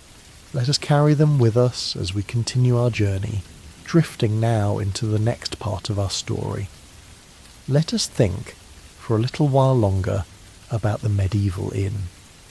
Because the inn is such a rich and revealing place, a space where the ordinary rules of the household were suspended, where strangers met and parted, where the communal sleeping arrangement was at its most visible and its most democratic. Anyone who could pay the fee could sleep at the inn, and at the inn, more than anywhere else in the medieval world, the shared bed was on full display. Medieval inns were regulated to varying degrees by the towns they were part of. The innkeeper was a licensed tradesman, required by town ordinance to meet certain standards, to provide food, to maintain a stable for horses, to keep his establishment clean enough, to charge fees that were within a specified range. In England, the assize of ale set prices for drink. In France, similar regulations governed what innkeepers could charge for lodging. These regulations were not always enforced with great consistency, but they existed, and they tell us that the inn was understood as a public institution, a service that the community depended upon, and therefore had an interest in regulating. The innkeeper himself was a figure of considerable ambiguity in medieval culture. On one hand, he was an essential provider of hospitality, performing a service that the community needed and that Scripture praised. On the other hand, he was a commercial operator, charging money for what was theoretically a moral obligation, and this combination of commerce and hospitality made him a slightly suspicious character in the moral imagination of the period. The innkeeper in medieval literature is often portrayed as shrewd, possibly dishonest, inclined to overcharge and underdeliver. He waters the ale. He provides bad straw. He puts too many people in the bed. But even the worst fictional innkeeper provides the bed. Even in the most satirical treatments of medieval inn life, the bed is there. The shared, communally warm bed at the end of the traveller's day. Whatever else the innkeeper fails to provide, the bed is the minimum. It is the thing without which he would not be an innkeeper at all.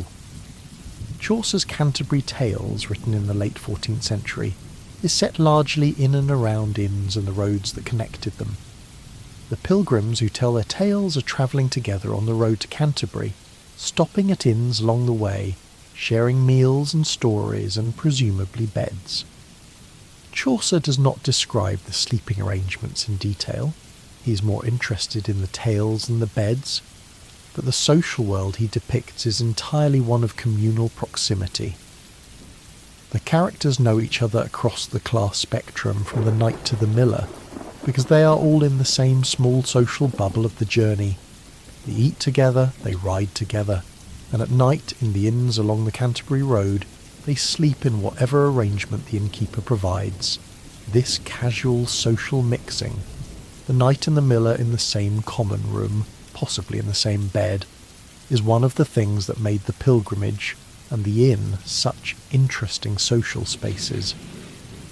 For a few days or weeks, the normal hierarchies of medieval society were loosened. The road had its own rules, and those rules were somewhat more democratic than the rules of the village or the town. The shared bed at the inn was part of this temporary democracy. For one night, you slept next to whoever happened to arrive at the same time you did, and in the morning you went your separate ways, back to whatever position in the social order was yours. There is something appealing about this, even now.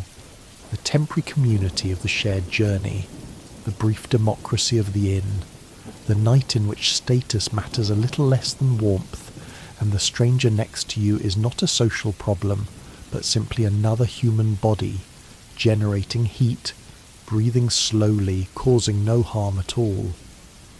The inns of the major pilgrimage routes were, by the later medieval period, significant establishments, large, busy, organised to handle the steady flow of pilgrims that moved through them in the pilgrimage season. The route to Santiago de Compostela in northwestern Spain, one of the most important pilgrimage destinations in medieval Europe, was lined with hostelries and hospitals specifically designed to accommodate pilgrims. Some of these were simple establishments, little more than a roof and a fire. Others were more elaborate, with dedicated sleeping facilities, kitchens, stables, and the infrastructure to handle hundreds of pilgrims at a time. The sleeping halls of the great pilgrimage hospices were enormous by the standards of ordinary medieval buildings. Long, high-roofed rooms with rows of beds along the walls, simple beds, modest in their furnishings, but real beds, with mattresses and blankets, not just floor space. In these halls, pilgrims from across Europe would sleep side by side, Frenchmen and Germans and Italians and Englishmen and Iberians, all of them on the same road for the same spiritual purpose, their bodies arranged in rows in the same large room, their languages and customs different, but their sleeping needs identical. This was international communal sleeping on a significant scale, and it was entirely unremarkable. The pilgrim expected to sleep in a large room with strangers. The hospice expected to house as many pilgrims as it could. The arrangement was practical, and it was also, in the context of the pilgrimage, spiritually appropriate. You were on a journey of humility, of letting go of the ordinary comforts and distinctions of daily life. Sleeping in a shared hall with strangers was part of that letting go. It was not a deprivation, it was a practice. We might notice here a thread that runs through all of these examples. The inn, the monastery, the pilgrim hospice, the great household hall. In all of them, communal sleeping is understood not just as a practical necessity, but as a social and sometimes spiritual good. The shared sleeping space creates community. It reminds you of your common humanity with the strangers beside you. It puts you in relationship, even temporarily, with people you might otherwise never encounter. And in the medieval worldview, this kind of involuntary community, this reminder that you are not alone, that other people have bodies that need warmth and rest just as yours does, was not a problem to be solved, but a truth to be received. You are not alone. This is what the shared bed says in its simple, physical, undramatic way. Whatever else you are, noble or peasant, merchant or monk, pilgrim or innkeeper, tonight you are this. A body that needs warmth, a person who needs sleep, a human being who is, in this most basic respect, exactly like every other human being in the room. There is a kind of peace in this, a kind of relief. The shared bed does not ask you to be anything other than what you are, in the simplest physical sense. It asks only that you lie down, that you let the warmth of the blankets and the bodies nearby do their work, that you close your eyes and let the night take you. This is what we have been doing all evening, in our own quiet way. Walking through the medieval world and its shared beds, letting the warmth of all those centuries and all those bodies and all those unremarkable nights settle around us, finding, in the most ordinary arrangement of the medieval household, bodies in a bed, warm together in the dark, something that speaks to something old and constant in us. We are ready now to drift into the deepest part of our journey, the slowest part, the part where the words become less important than the sound of them, and the images become less distinct, and the warm darkness of the medieval night becomes the warm darkness of your own night. Wherever you are, whatever hour it is, let us go there together. As we continue drifting through the quiet of the medieval night, let us broaden our view. Let us step back gently from the particular households and inns and great chambers we've been visiting and look at the wider world. Because bed sharing, as it turns out, was not unique to medieval Europe. It was not a local custom or a regional peculiarity. It was, in various forms, a near universal human practice, observed across cultures and centuries and continents, each with its own particular character and meaning. This is worth sitting with. The communal approach to sleep that we have been exploring in the medieval European context was not an anomaly. It was the human norm. Our modern preference for solitary sleep in private rooms is, in the long sweep of history, the unusual thing. We are the exception. The medieval European family in their shared bed was the rule, and so was the Japanese family on their shared futon, and the nomadic Mongol family in their shared ger, and the ancient Roman family in their arranged sleeping spaces, and the communities of indigenous peoples across the Americas and Africa and Asia who organized their nights around the warmth and company of shared space. Let us travel then, slowly, quietly, as this journey requires. Let us visit a few of these other sleeping worlds and see what we find there. Let us begin with Japan, because the Japanese sleeping tradition is one of the most graceful and considered in the world, and because it offers such an interesting contrast to, and also such an interesting parallel with, the European medieval tradition we have been exploring. In medieval Japan, and by medieval Japan, we mean roughly the same period we have been discussing in Europe, the centuries between about 900 and 1600. The sleeping arrangements of ordinary families were shaped by the particular character of Japanese domestic architecture. Japanese houses of this period were typically built of wood, with sliding screens rather than solid walls dividing the interior spaces. The floors were earth or wood, and in the higher status homes they were eventually covered with tatami, woven grass mats of a particular size and thickness that became, over time, the defining floor covering of Japanese domestic space. On the tatami floor, families slept, not on raised beds. The futon, the thick padded mat that is now familiar in the West, developed gradually as a specific sleeping surface, but even the futon was a floor-level sleeping arrangement rather than the raised platform of the European bed. The family would unroll their sleeping mats in the evening, lay out their quilts, and sleep together on the floor of the main room.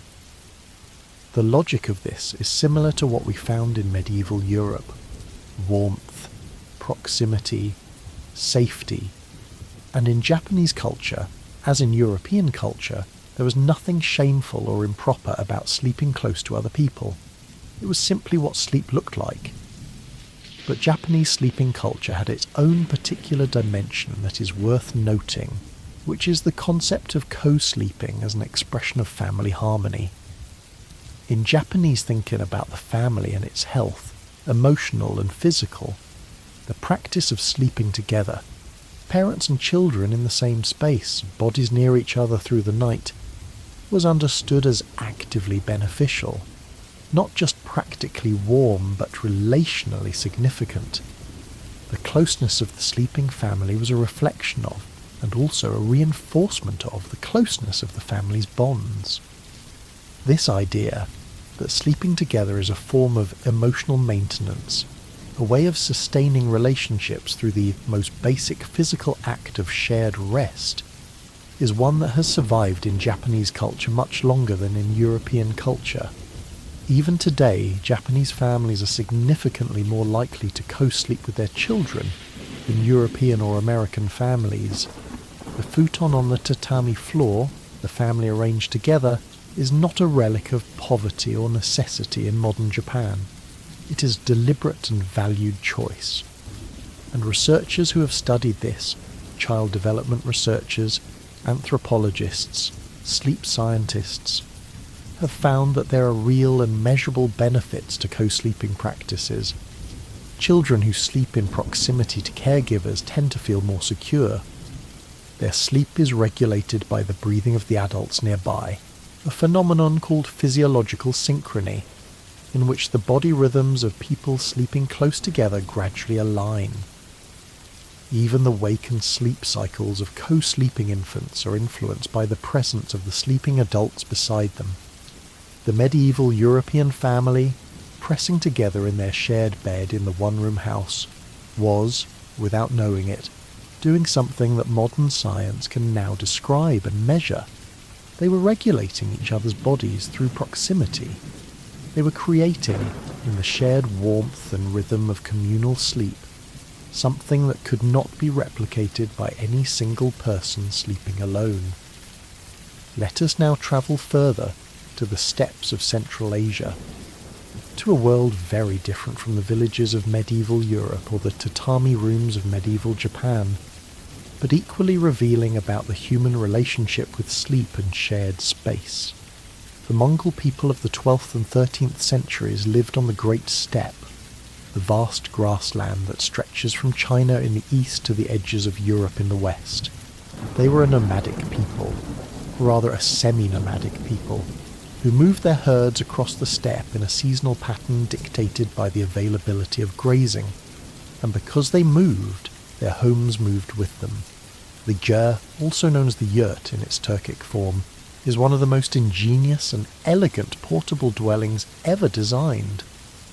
It is a circular structure, built on a wooden frame that can be assembled and disassembled in hours, covered with felt, thick, dense, weatherproof felt made from the compressed wool of sheep, that provides remarkable insulation against both the summer heat and the brutal steppe winters. Inside the ger, the space is organised according to a system of considerable sophistication. The centre is occupied by the hearth, the fire that provides heat and light, and the means of cooking. Around the hearth, the interior is divided into functional zones: the area for sleeping, the area for guests, the area for women's work, the area for men's equipment. These zones are not marked by walls or physical barriers, but by convention and custom that every Mongol person understood thoroughly. and in the sleeping area, which occupied a significant portion of the Djer's interior, the family slept together. Not in beds in any European sense, on the floor, on thick felt mats, covered with the same heavy felt that covered the Djer's exterior walls, warm and close and communal. The Mongol Djer was designed to be, among other things, a very efficient trap for human warmth. The circular shape, the insulating felt walls, the central fire, all of these elements worked together to create a microclimate inside the Djer that was significantly warmer than the steppe outside. And the bodies of the people sleeping inside contributed to this warmth in a way that was understood and relied upon.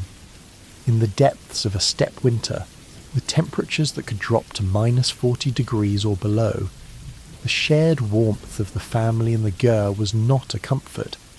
It was a survival mechanism.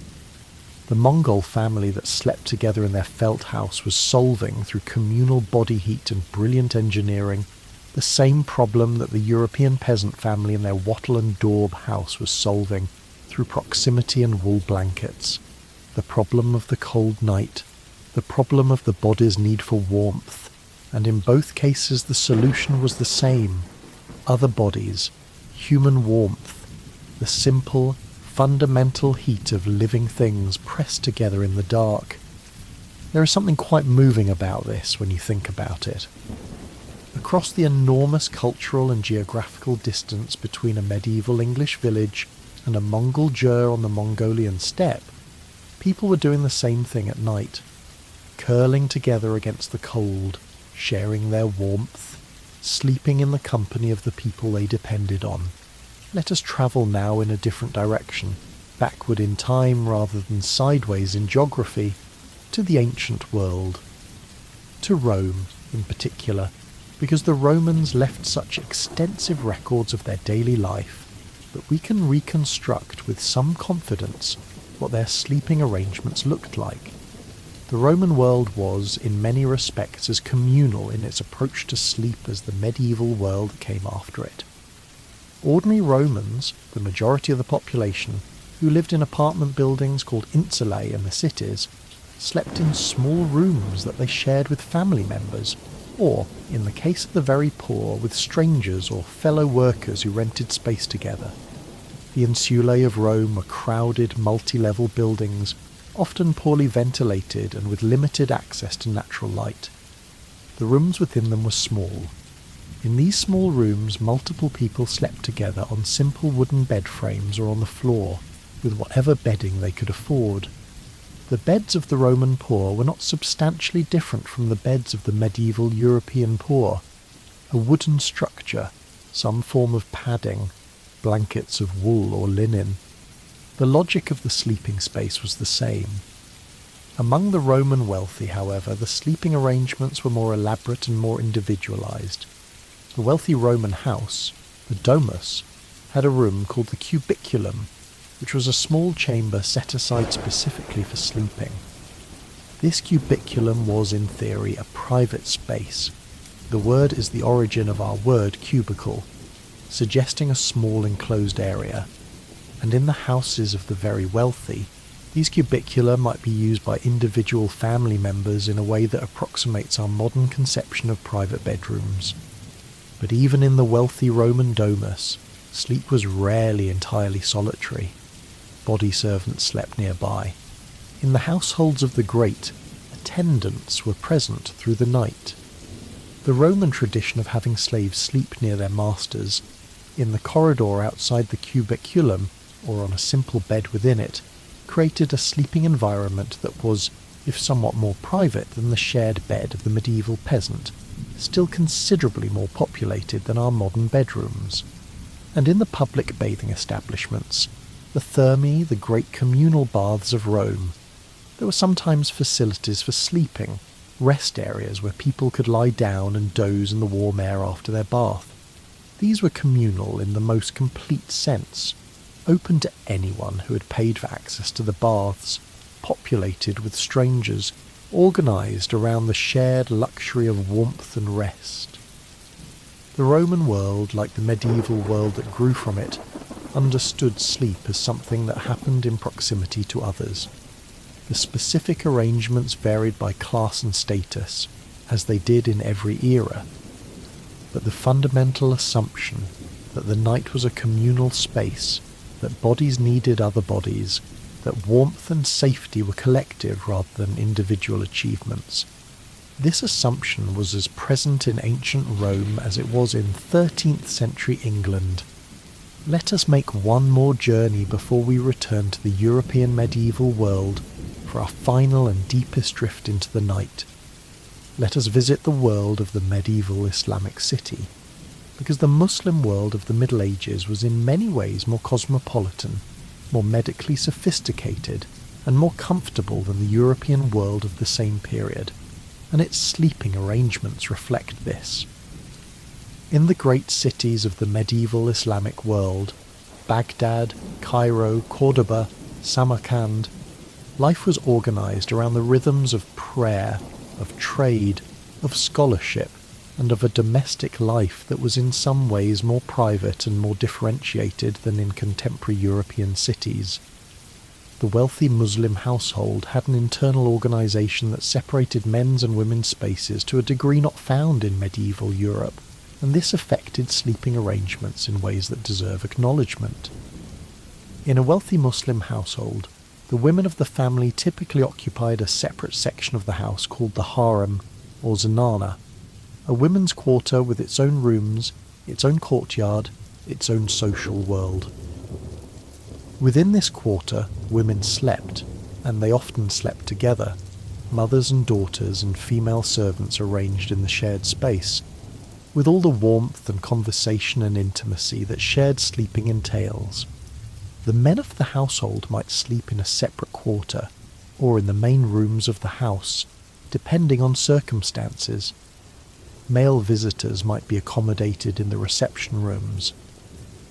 In the great caravanserais, the roadside inns of the Islamic world, designed specifically to shelter the caravans of merchants that moved along the trade routes, travellers slept in large common rooms arranged on their sleeping mats or simple beds, surrounded by the sounds and smells of dozens of other travellers.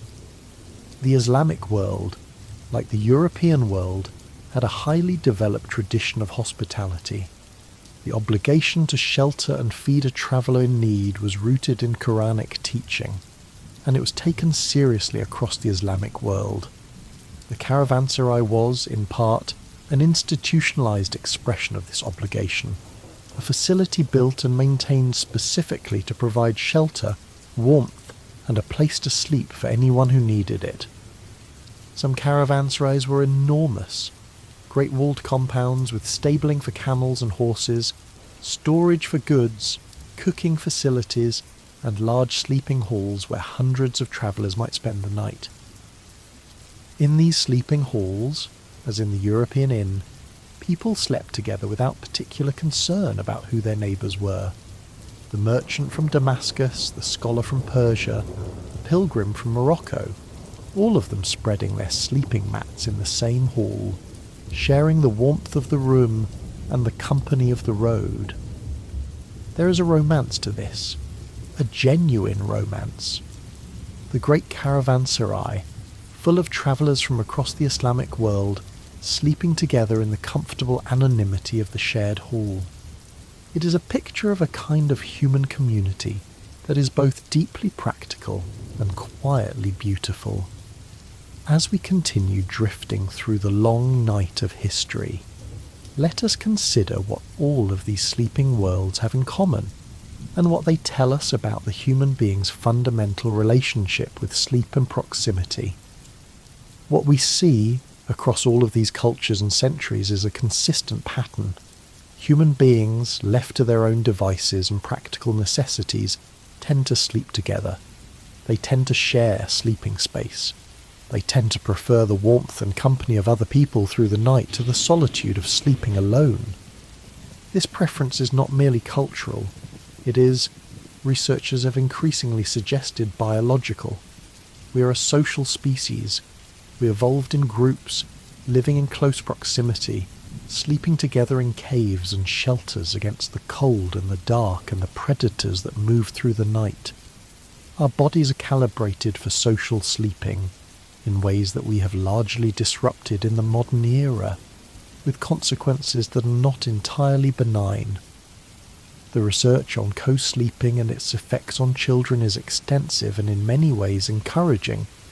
It suggests that proximity during sleep promotes security, regulates physiology, and supports healthy development. The research on loneliness and its effects on adults is conversely troubling. It suggests that social isolation, including the isolation of solitary sleeping, has real and measurable effects on health, on mood, on the immune system, on the cardiovascular system. We are not meant to be alone in the dark. This is not a sentimental statement, it is a biological one. And the medieval person, climbing into their shared bed with no particular philosophical awareness of any of this, was simply living in accordance with what their body already knew, that the night is easier with other people, that sleep is better when it is shared, that the warmth of other bodies is not just pleasant but necessary. Let us think now about a few of the more specific and interesting variations on the bed-sharing theme that we find in the historical record. Some of them are surprising, some of them are quietly amusing, some of them are unexpectedly touching. One of the more unusual documented forms of bed sharing in medieval and early modern Europe is a practice called bundling, which was widespread in northern Europe and later in colonial America. Bundling was a courtship practice in which a young man and a young woman who were being considered for marriage were allowed to spend the night together in the same bed, but wrapped separately in blankets or with a wooden board placed between them, or with the young woman's legs tied, or some other physical arrangement intended to prevent sexual contact. The logic of bundling was entirely practical. Courtship in the rural world often had to happen in the evening, after the day's work was done, and winter evenings were cold. A young couple sitting together by the fire in the woman's family home, with the family all around them, had limited opportunity for genuine private conversation. Bundling allowed them to lie together in the warmth of the bed and talk, privately, quietly, in the dark, without the inconvenience of the cold or the intrusion of the family circle. It sounds, from a modern perspective, like an extraordinarily naive system. The assumption that a wooden board or a tied blanket would reliably prevent what it was supposed to prevent strikes us as optimistic. And indeed, historical records suggest that bundling did not always achieve its stated purpose. Rates of premarital pregnancy in communities where bundling was practiced were not noticeably lower than elsewhere. But the practice itself is revealing. It shows how ordinary, how unremarkable the shared bed was as a social space.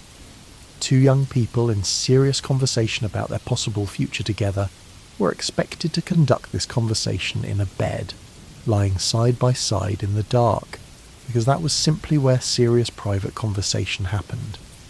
The bed was the most natural space for intimate talk. We can hear this from the medieval period itself, in the genre of literature known as the Alba, the dawn song, the song of parting lovers who must separate when morning comes, and day makes their union visible and therefore socially problematic. The Alba is one of the most poignant genres of medieval European literature, and it exists precisely because the night, the bed, and the privacy of the dark were understood as a space where a certain kind of intimate truth could be spoken that the day would not permit. The lovers in the Alba are not primarily concerned with sleep, but they are in a bed, in the dark, and this setting is not incidental. The bed is the setting for the truest conversation, the most vulnerable exchange, the moment of most complete human contact. And when the dawn comes and they must separate, back to the social world, back to the performances and obligations of the daylight hours, the parting is a form of loss that no other setting quite replicates. This is the bed as sanctuary. Not a private sanctuary exactly, The medieval lovers in the Alba are often hiding, often in someone else's house, the situation precarious and the secrecy fragile, but a sanctuary nonetheless, a space where the social rules that govern daylight life are for a few hours suspended, where people can be what they actually are, rather than what the world requires them to be. We have this too, I think. Even in our private modern bedrooms, alone or with a partner, there is something about the darkness and the horizontal and the loosening of consciousness that makes honesty easier. That makes the conversational barriers drop. That makes it possible to say things at midnight that would not come so easily at noon. The medieval lovers in their stolen bed and you in yours tonight are doing something that is essentially the same. Finding, in the dark and the warmth and the absence of demands, a space to be human. Let us visit one more world before we settle, gently, into our final and slowest section. Let us think about the monastery. Because the monastery, the religious community of men or women dedicated to a life of prayer and work and communal living, is one of the most interesting sleeping environments in medieval Europe, and one of the most thoroughly documented.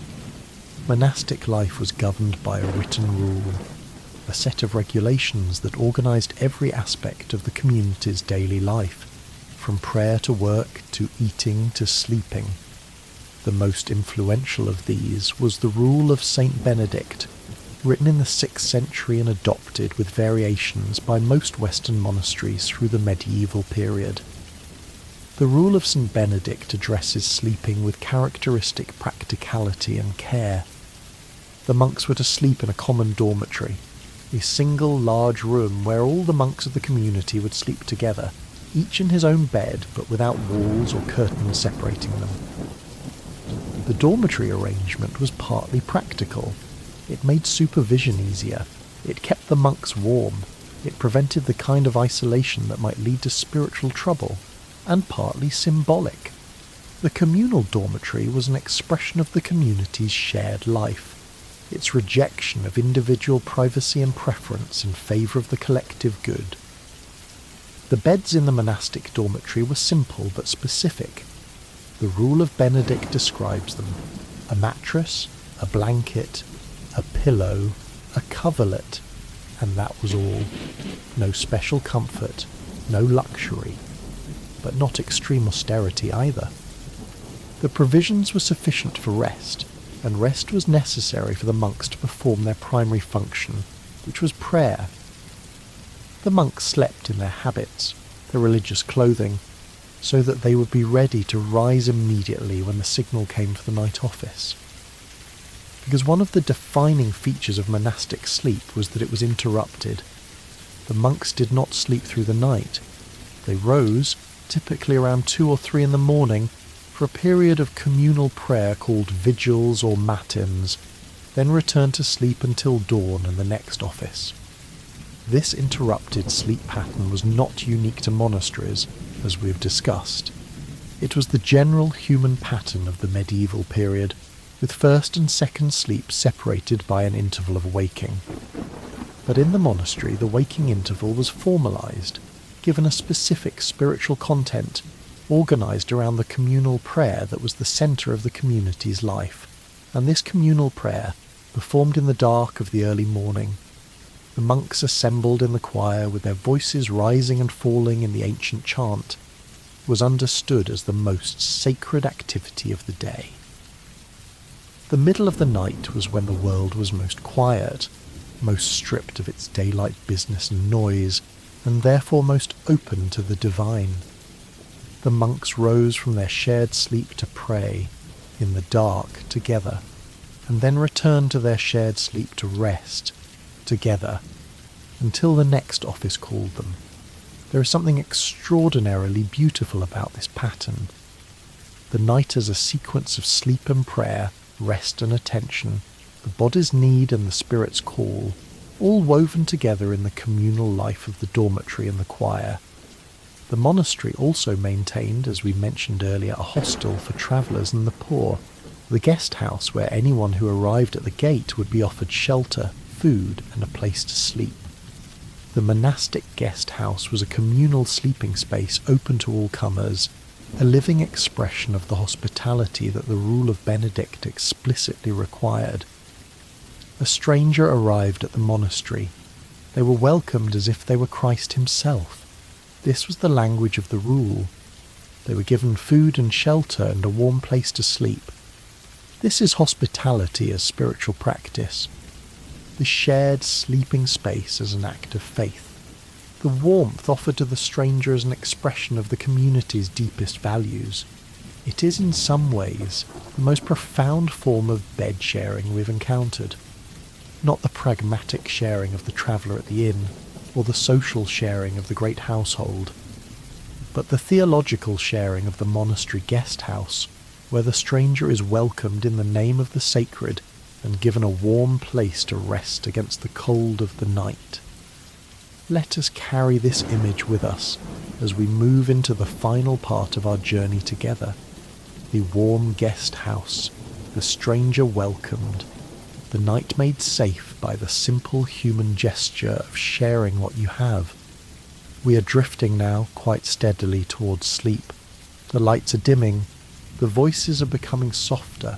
The world we have been walking through is growing quieter and warmer and more dreamlike. This is as it should be. This is exactly where we are meant to be going.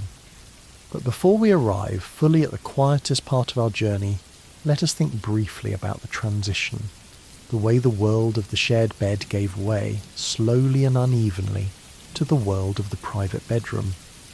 Because understanding this transition helps us understand where we are now, and why the history we have been exploring feels both so foreign and so familiar. The shift from communal to private sleeping happened gradually, across several centuries, driven by a complex mixture of economic, cultural and architectural changes. The first and most important driver was simply economic growth. As the European economy expanded in the late medieval and early modern period, more people could afford more space. Houses grew larger, the number of rooms increased, and as rooms multiplied, the logic of the shared sleeping space began to shift. If you have a house with 2 rooms, everyone sleeps in the same room. If your house grows to 4 rooms, you can begin to sort people by function. The children in one room, the adults in another. If your house grows to 6 rooms, you can begin to think about dedicating specific rooms to specific people. And as this process continued, through the 16th and 17th centuries, the bedroom gradually transformed from a communal space to an individual one. This transformation was uneven. The poor, for whom housing remained cramped and expensive, continued to sleep in communal arrangements long after the wealthy had moved to private bedrooms. The peasant family in their single-room house, the craftsman and his family in their 2-room dwelling, the urban poor in their shared tenement rooms, all of these groups continued to practice communal sleeping well into the 19th century and in some cases beyond. It was the middle class, the emergent bourgeoisie of the 17th and 18th centuries, that most energetically embraced the private bedroom as a marker of status and respectability. For the middle class, the private bedroom was a sign that you had arrived, that you had enough space to afford privacy, that you were not cramped into shared sleeping arrangements like the poor. And with this cultural identification of private sleeping with middle-class respectability, the shared bed began to carry different connotations. Where it had once been simply ordinary, it began to seem in certain contexts like a sign of poverty or lack of refinement. The innkeeper who put 2 strangers in the same bed began to seem, gradually, like someone who was not meeting the expectations of modern travellers. By the 19th century, the private room at the inn, the single room with 1 bed for 1 traveller, was the aspiration. The shared bed was increasingly the economy option, the last resort, the mark of a less reputable establishment.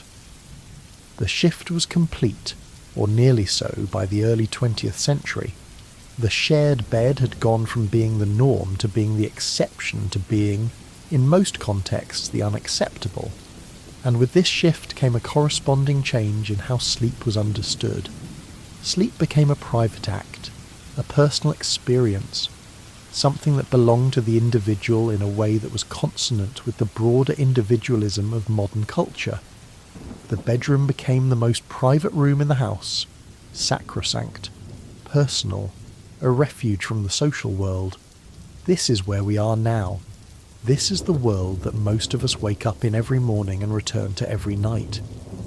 A world of private bedrooms, single beds, individual sleep, all of it so familiar and so comfortable that it can be genuinely difficult to imagine any other arrangement. But now you have imagined it. You have spent time in the shared beds of medieval Europe, in the communal sleeping halls of monasteries and inns, in the warm jers of the Mongolian steppe, and the tatami rooms of medieval Japan. You have visited a world in which the night was communal, and the bed was shared, and no one thought this was strange. And perhaps, having visited that world, the night feels a little different, a little warmer, a little less alone. As we continue drifting through the last and quietest part of our journey, that is the feeling I would like you to carry with you. You're not alone in the night. You never were. The centuries of shared beds, the millions of people who slept in the warmth and company of others, are somehow still with you. Their tradition of communal rest, their understanding that the night is better with other bodies nearby, this is your inheritance too. Even in your private room, in your private bed, you are part of this long human story of sleep. You are breathing the same darkness that they breathed. You are finding, in the same way that they found, the edge between waking and not waking, the place where thoughts soften and the body lets go. Let us drift there together now. We're in the quietest part now, the deepest part of the night. The part where the world has been fully still for several hours, and the fire has settled to its slowest burning, and the sleeping forms in the shared bed are arranged in their accustomed positions, and no one has moved in a long while. This is the sleep zone, the place where words become slower, and the spaces between them longer, and the thoughts that accompany them softer and less defined, where images drift without quite resolving into scenes, where the voice you are listening to, this voice, right now, is less a source of information than a sound among other sounds, a human presence in the dark, something to let wash over you rather than something to follow. You're doing very well if you've come this far, very well indeed. Let us stay here, in this quiet place, for a long while. Let us watch the medieval night do what the medieval night does, slowly, slowly, in the most unremarkable and beautiful way imaginable. There is a house, a small house. We've been here before, or somewhere very like it. The walls are wattle and daub, pale in the moonlight. The thatch of the roof is thick and dry. Inside, the fire has been banked for the night. The coals are covered with ash, glowing dimly beneath their grey blanket, warm but not bright. The room is lit mostly by darkness, mostly by the particular quality of night-time that is not quite complete darkness, but rather a kind of visual softness, a dimming rather than an extinguishing. In the corner of the room, the bed. There are 3 people in the bed. A woman, perhaps 30 years old, lying on her back with her arms at her sides, her breathing slow and very even, the breath of someone who has been deeply asleep for several hours. A man beside her, turned slightly on his side toward her, one arm across the blanket in the space between them, his face relaxed in a way that daytime rarely permits. And at the foot of the bed, pressed against the footboard, a child, perhaps 6 or 7 years old, curled completely on its side, its knees drawn up toward its chest, a small round head just visible above the edge of the blanket. The dog is on the floor near the door. It has turned in a circle as dogs do, and settled into a tight coil, its nose toward its tail, its eyes fully closed. Its breathing is slightly louder than the human's, slightly more audible, a small rhythmic sound in the quiet room. Outside, the wind moves through the village. It is not a strong wind, just a breath, just the air finding its way through the spaces between houses, lifting the edge of a thatched roof here, setting a hanging shutter, moving there. It makes a sound that is almost musical if you listen to it a certain way. A low, variable murmur, like a distant conversation in a language you don't quite speak but find somehow comforting to hear. The coals in the hearth settle slightly, a tiny shift, almost soundless. The warmth of them moves outward into the room, slowly like breath. Nothing else moves. We have talked throughout this long evening about the reasons for the shared medieval bed, about warmth and practicality and hospitality and the absence of privacy as a concept, and the medical belief in the virtue of shared warmth. We have visited inns and great households and monasteries and jurs and Japanese sleeping rooms. We have followed the long history of communal sleep from the medieval period through its gradual dissolution into the private bedrooms of our modern world. But now, in this quietest part of the night, I want to let go of the explaining. I want to simply describe, to offer you the medieval night in its most immediate, most sensory form, and let you rest in it without any need to understand or remember or do anything with what you are hearing. Just let the sounds and images drift past you. It is an ordinary night in an ordinary village, in an ordinary century that is not our own. And the ordinary people of this village are asleep, in the house, at the end of the lane, the one with the slightly crooked chimney. The miller's family has been asleep since not long after dark. The miller worked since before sunrise, as he always does, and he is a heavy sleeper who snores quietly and continuously throughout the night. His wife, who has been listening to this snoring for 15 years, no longer hears it.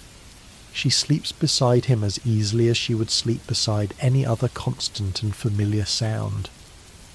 Their 2 older children are in the other end of the bed, head to foot with their parents, their feet near their mother's face, their faces near the far wall. The youngest child is in a small cradle beside the bed, a wooden cradle, simply made, that rocks gently if someone reaches over and gives it a push, which the mother does sometimes in the night without quite waking, her hand finding the edge of the cradle in the dark with the automatic knowledge of long habit. The cradle rocks. The child in it sleeps on. In the house next door, the widow who lives alone.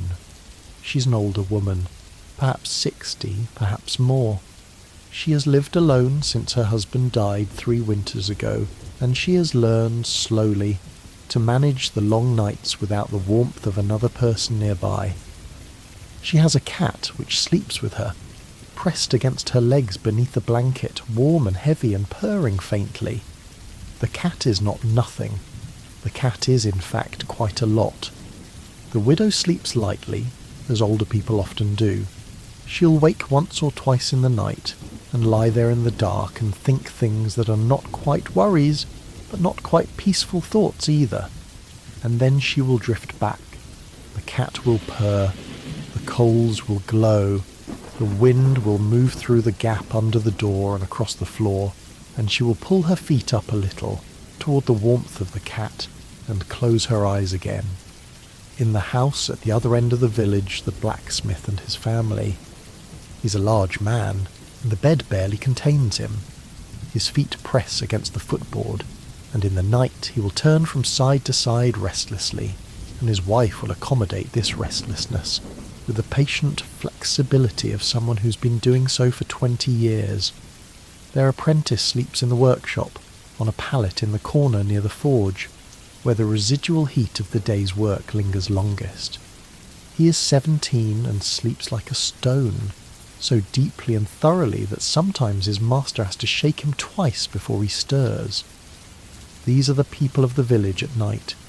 These are the sleeping forms in the small houses, the particular arrangements of bodies and blankets and warmth that constitute the most intimate truth of their lives. They're not sleeping, most of them, in any particularly dramatic or meaningful way.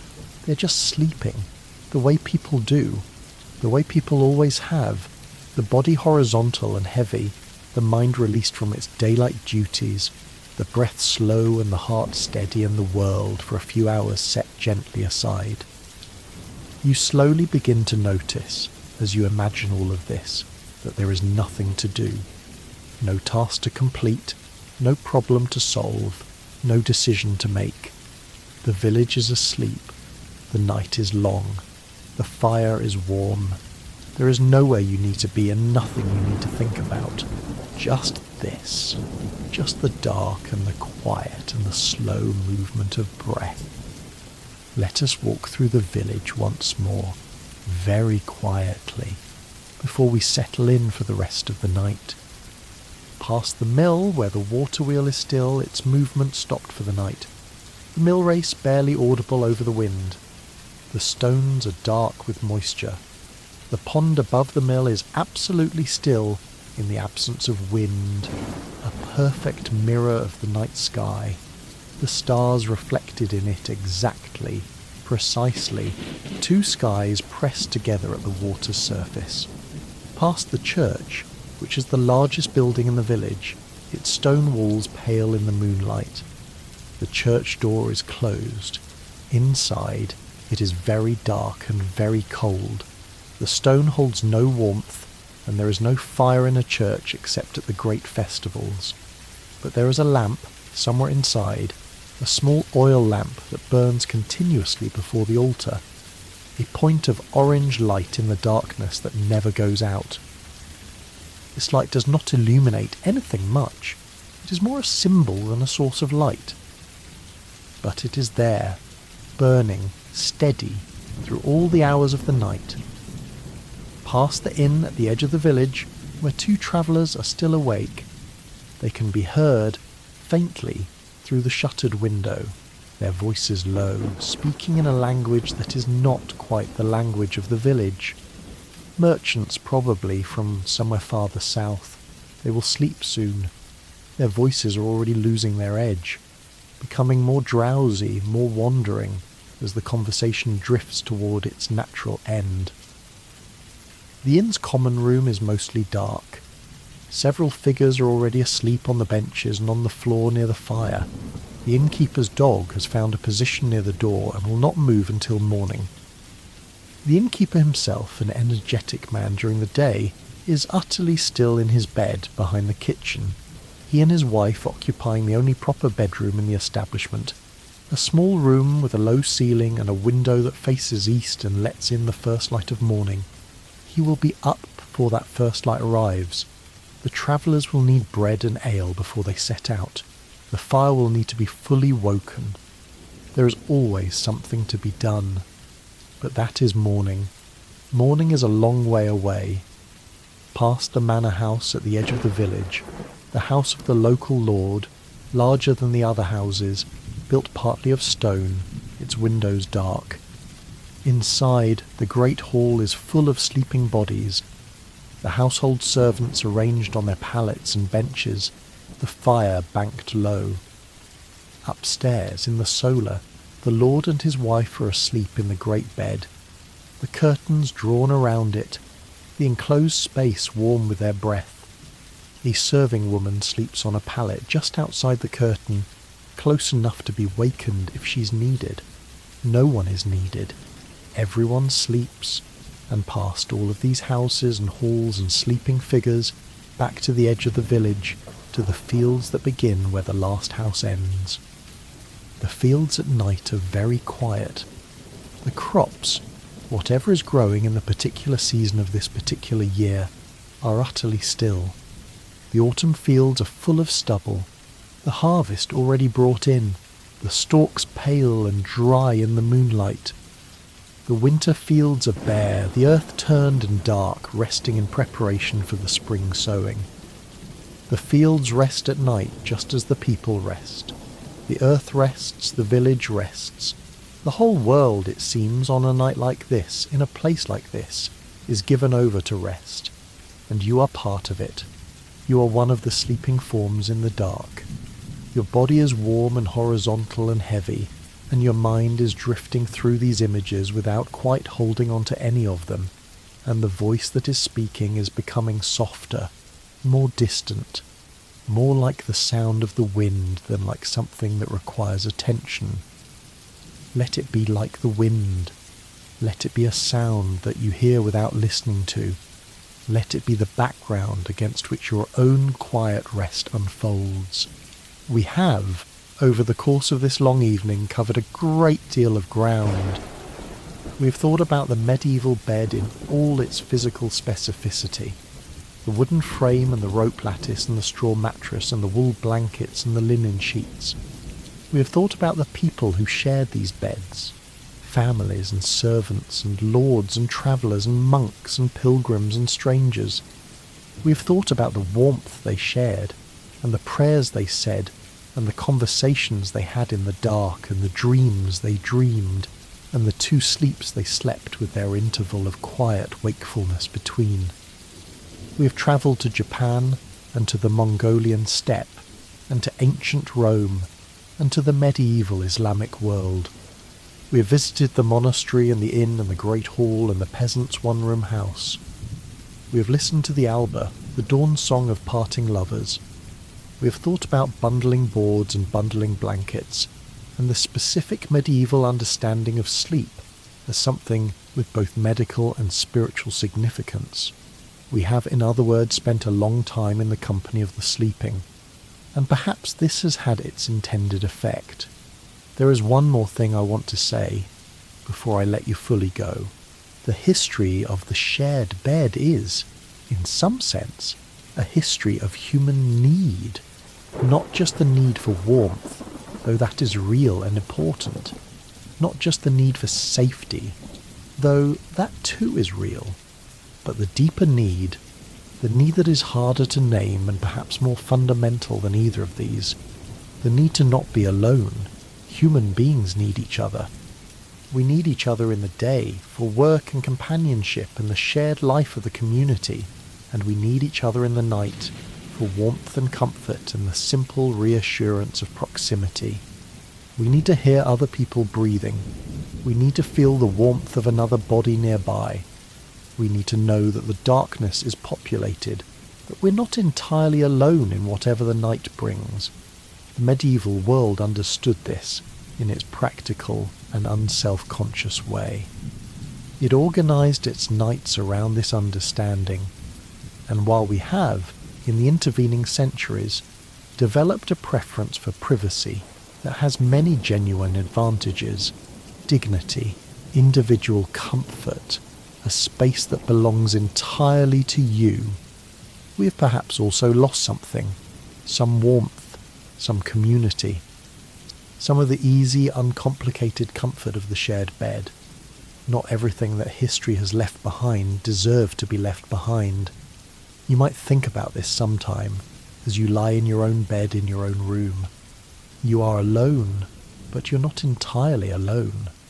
All of the sleepers of history are somehow with you.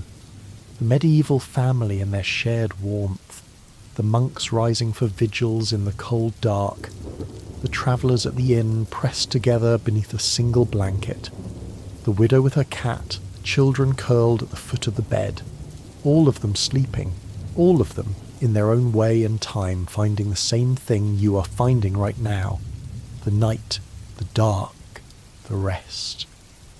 Let us stay here a while, in the dark, in the warm. The fire in the medieval hearth has burned down to almost nothing now. Just the faintest glow under its covering of ash. Just enough warmth to remind the room that it was once lit. The coals are orange, deep orange, with a kind of slow internal light that comes and goes as the tiny movements of air touch them. The people in the bed are all asleep now. Even the ones who are slow to settle, even the child who kicked and turned and required 2 extra tucks of the blanket before finally going still. All of them are still now. Their faces are soft. Their breathing is slow. Their bodies are warm.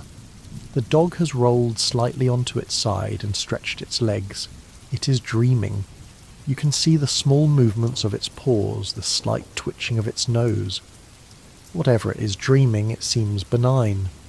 A run through a summer field, perhaps. Something warm and open and without worry. Outside, the wind has dropped. The night is absolutely quiet now. The kind of quiet that has weight to it, that settles on the world like something physical. The kind of quiet that you can feel against your skin. The moon, if it is still visible through the clouds, is lower in the sky than it was. The night is moving forward, as it always does, without hurry, toward the grey beginning of dawn. But dawn is not here yet. Dawn is a long way away. There are still many hours of this quietness, this warmth, this unhurried dark. You can rest here. You can stay here as long as you need. We have been through a great deal together, you and I, over the course of this long evening. We have walked through the medieval world and found it warmer than we expected, more human than the history books sometimes suggest, more familiar in its deepest needs than its surface strangeness might imply. The people who shared their beds in the 13th century were not so different from us. They got cold and sought warmth. They got lonely and sought company. They got tired and sought rest. They lay down in the dark and let the concerns of the day loosen their grip, and drifted toward the place that is neither waking nor sleeping, and from there into the deeper place that is simply sleep. The same place you're drifting now. Let the voice become softer. Let the images become gentler. Let the medieval village with its sleeping families and its banked fires and its starlit fields recede into the background, becoming less a story and more a texture, less a narration and more a hum. You are warm. You are safe. You are where you need to be. The medieval night surrounds you. All the centuries of shared sleep, all the warmth of all the bodies that have lain in the dark before you, all the prayers and conversations and quiet breaths and gentle dreams, all of it is here, with you, in whatever form the past takes when it becomes present. It becomes comfort, I think. When the past becomes present, in the right conditions, it becomes a kind of comfort. The comfort of knowing that what you are doing, lying down, letting go, drifting into the dark, is something that has been done before, many times, by many people, in many places, in many centuries. You're not doing something new or strange. You're doing something ancient and ordinary and human. You're sleeping, or you will be, very soon. Let the breathing slow. Let the thoughts become less coherent, less sequential, less like thoughts, and more like images, more like sensations. Let the weight of the blanket settle. Let the warmth of the bed spread from the centre outward, to the hands, to the feet, to the edges of the body where it meets the cool air of the room. Let the room become the medieval room. Let the dark become the medieval dark. Let the quiet become the quiet of a village that has been asleep for hours, in a century when the stars were bright and the night was long, and the shared warmth of the sleeping household was the most reliable comfort the world had to offer. You are there. You have always been there in some quiet part of you, the part that knows how to rest, the part that does not need to be taught how to let go. Just let go. The fire is low. The wind has settled. The dog is dreaming of summer. The child at the foot of the bed is absolutely still, its face smooth and its breathing barely perceptible. The sleep of the young that is so complete it seems almost like a different kind of being. The man and the woman in the centre of the bed are sleeping with the practised ease of people who have been sleeping in this bed, in this room, for many years. Their bodies have learned each other's shapes. Their breathing is synchronized, the way bodies do when they have been close for a long time. They breathe together without knowing it, their chests rising and falling in the same gentle rhythm.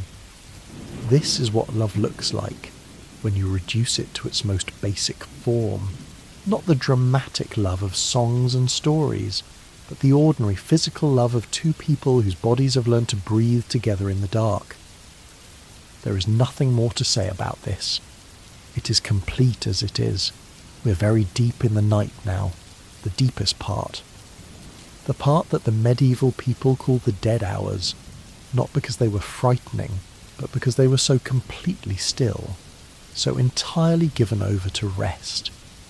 Nothing moves, nothing makes any sound beyond the small sounds of bodies at rest. The world is as close to silent as the world ever gets, and in this silence something opens. Some part of the mind that is not quite the waking mind, and not quite the dreaming mind, the threshold mind, the liminal mind, the mind that lives in the space between. This is the mind that medieval people thought was most open to the divine, most receptive, most free. Perhaps they were right. Perhaps there is something about the absolute quiet of deep night that does open something, that allows something in or out, that the daylight and the noise of ordinary life keeps closed. You don't need to think about what that something might be. You don't need to analyse it or categorise it or do anything with it at all. Just notice that the threshold is there, and that you are standing on it, and that beyond it is the place where you are going, the place of sleep, the place without words, the place that this voice is walking you to, gently, through all the long hours of this medieval night. You are almost there. The stars are still visible where the clouds have parted over the village. They are very bright tonight, the winter stars especially, the ones that medieval people knew by names and shapes that we have partly forgotten. The Pleiades, the seven sisters, grouped together in the sky like a small family in a shared bed. Orion, the hunter, striding across the southern sky. The North Star, fixed and steady, the star that navigators used for centuries to find their way across open water. The star that always shows you where north is, no matter where you are or how lost you feel. You're not lost. You know exactly where you are. You're in bed, in the dark, in the particular quiet of wherever you are tonight, in whatever year this is, in whatever city or town or countryside you find yourself. And outside your window, or above your ceiling, the same sky that arched over the medieval village is arching now, the same stars more or less in the same patterns, the same darkness between them, vast and ancient and entirely indifferent to the small, warm fact of your existence. And yet somehow the darkness is not indifferent. Somehow it holds you. Somehow the night is something you can rest in rather than something you need to resist. This is what our medieval sleepers knew. This is what they were telling us, in their quiet and unremarkable way, every time they climbed into their shared beds and pulled the heavy blankets over themselves and lay in the warmth of each other's bodies and let the dark do its work. The night is safe. The dark is warm. The sleep that comes is not an absence but a presence of something restful and necessary and deeply human. Let it come. Let it come the way it comes for the family in the medieval house. Not all at once, not in a dramatic moment of transition, but gradually, softly, the way the firelight dims as the fuel burns low, bit by bit, slowly. Without you quite noticing the moment when it happened, the dog is still, the child is still, the man and the woman are still. The coals are almost dark. The wind has completely stopped. There is no sound at all now, or none that requires attention. Just the deep, complete, humming silence of a world at rest. And in that silence, you, warm, still, almost there. As we continue drifting through the last and quietest passages of this long night together, let us revisit, one more time, the simple facts of the medieval bed. Let us say them slowly and let them wash over you, the way warm water washes over you when you're very tired and very close to sleep.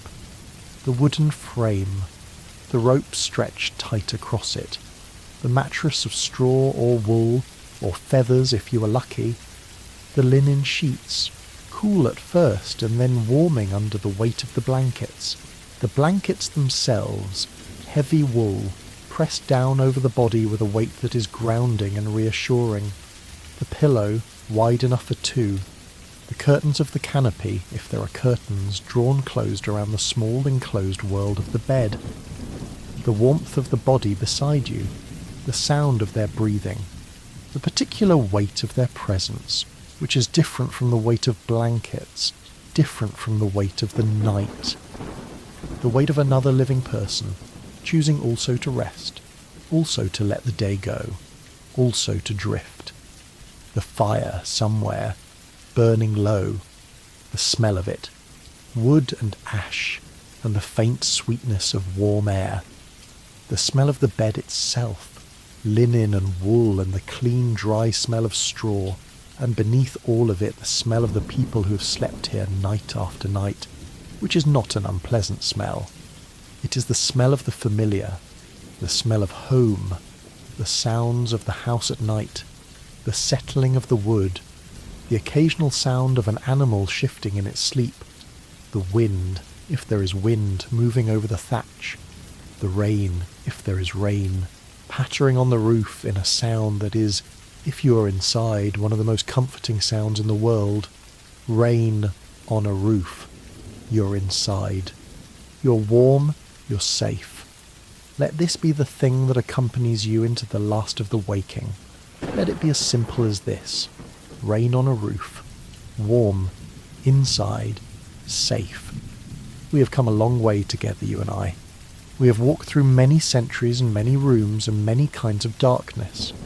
We have met many people, families and travellers and monks and merchants and lords and servants and strangers who shared a bed and went their separate ways in the morning, all of them sleeping now, all of them at rest in whatever rest means, in whatever form it takes, across all the distance of the centuries. And you, also, almost there, almost at rest. The voice will get quieter now. Not because there is nothing more to say, but because the part of you that is still listening is almost done with listening. The part of you that needed the sound of another voice to walk you to the edge is almost at the edge. And from here, you can find your own way. You always could. Sleep well. Sleep the way the medieval family slept, wrapped in warmth, in the company of others, in the absolute ordinary comfort of the shared dark.